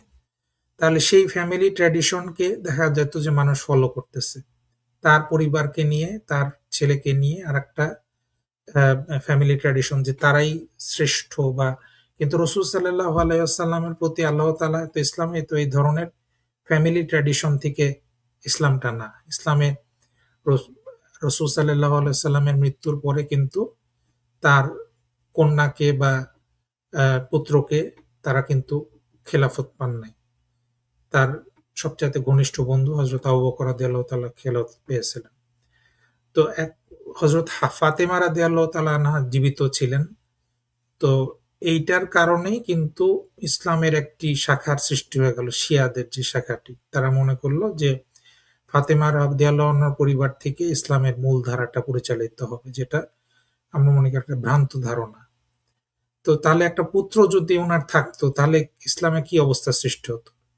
তাহলে ইসলামের একটা বিশাল, একটা পুত্রর জন্য একটা শাখা হতো, একটা কন্যার জন্য শাখা হতো। ইসলামের বিভিন্ন শাখা-প্রশাখা সৃষ্টি হয়ে যেত এবং হানাহানি অনেক বেড়ে যেত এবং মানুষ চিন্তা করত যে তার পুত্রর আ আ যেই ধারাটা আছে সেই ধারাকে আমাদেরকে ফলো করতে হবে। কিন্তু আমাদের সামনে তো আল্লাহ তাআলার কিতাব আল কোরআন এবং রাসূল সাল্লাল্লাহু আলাইহি ওয়াসাল্লামের সুন্নাহ, এটাই আমাদের পথপ্রদর্শক। এখানে কোনো পরিবারতন্ত্র ইসলাম কায়েম করে নাই। আল্লাহ তাআলার এটাই, এভাবে আল্লাহ তাআলা করেছেন। তো আজকে যদি জায়েদ রাদিয়াল্লাহু তাআলা আনহা সেই ইসলাম পূর্ব যুগের মতো তাকে যদি পুত্রের আ মর্যাদা দান করা হতো, তাহলে নবুয়তের সেই ধারাবাহিকতাটাও কিন্তু ওইভাবে চলে আসতে পারত। কিন্তু রাসূল সাল্লাল্লাহু আলাইহি ওয়াসাল্লামকে আল্লাহ তাআলা বলছেন যে তিনি সর্বশেষ নবী ও রাসূল, খতমে নবুয়ত। তো তারপরে আর কোনো নবী রাসূল আসবেন না। সুতরাং এর মাধ্যমে একটা জিনিস পরিষ্কার হয়ে গেল যে তাকে আল্লাহ তাআলা ওইভাবে কোনো পুত্র সন্তান দান করেন নাই। আর যেটা আ যেই যেটা বলা হয় যে পালিত পুত্রের মর্যাদা আর নিজের পুত্রের মর্যাদা, এখানে যারা নাস্তিকরা দাবি করে তাদেরও একটু বুঝা উচিত যে যখন পালিত পুত্রকে একজন তার নাম যদি দিয়ে দেয় যে লালন পালন করতেছে, তাহলে ওই পালিত পুত্রের নিজের যে বাবা মা তারা কিন্তু তাদের সাথে কিন্তু বেইনসাফি হলো। কারণ একজনের তার বাবার মার গর্ভ থেকে আসছে ঔরসজাত সন্তান, তাদের রক্তের ধারাবাহিকতায় সে আসছে, অথচ সে আরেকজনের নাম পাচ্ছে শুধু এই কারণে যে তাকে সে লালন পালন করছে। তাহলে তার যে প্রকৃত বাবা মা, যে রক্তের সম্পর্কে বায়োলজিক্যাল বাবা মা, তাদের সাথে কিন্তু অন্যায় হলো। তাহলে সেটা কি তারা দেখতেছে না যে এটা অন্যায়? তাহলে ইসলাম এই ধরনের অন্যায় যে প্রথা, এই প্রথাগুলাকে ধ্বংস করার জন্য, শেষ করার জন্য আল্লাহ রাব্বুল আলামিনের নির্দেশে রাসূল সাল্লাল্লাহু আলাইহি ওয়াসাল্লাম এই বিবাহটা করেছিলেন। এবং যেখানে কিন্তু তিনি তার এটা জানার পরেও কিন্তু তিনি প্রথমে প্রকাশ করতে চাননি, পরে কোরআনে আয়াতের মাধ্যমে আল্লাহ তাআলা তাকে প্রকাশ করার আদেশ দেন, যাতে এটা মানুষ জানে। এবং রাসূল সাল্লাল্লাহু আলাইহি ওয়াসাল্লাম মানুষের এই সামাজিক রীতিকে না ভয় করে আল্লাহকে ভয় করেন, এটাই আল্লাহ তাআলার নির্দেশ ছিল। তো ডেফিনেটলি ইসলামে যেটা আসছে তার প্রতিটি কাজই নৈতিক, এখানে কোনো সন্দেহের কোনো অবকাশ নাই। এবং ইসলামই হচ্ছে সত্য এবং ইসলামই সুন্দর, এবং আর সকল চিন্তা, সকল মতবাদ, সকল ধর্ম ভ্রান্ত। তো আব্দুর রহমান, আপনার বক্তব্যের জন্য অনেক ধন্যবাদ। তা আশা করি এরকম আরো টপিকস নিয়ে আপনি আসবেন। ইনশাল্লাহ, ইনশাল্লাহ, ইনশাল্লাহ। তো আমরা জি, এগুলা নিয়ে ইনশাল্লাহ, করবো ইনশাল্লাহ।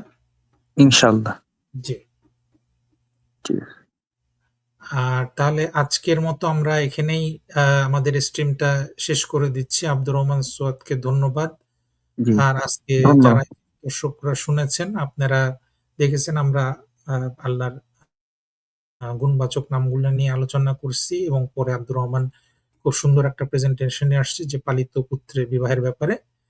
তো আশা করি আপনারা ভিডিওটা পরে রেকর্ডিং থেকে দেখে নিবেন যারা দেখেননি, এবং সকলকে ধন্যবাদ। আসসালামু আলাইকুম ওয়া রাহমাতুল্লাহি ওয়া বারাকাতুহু।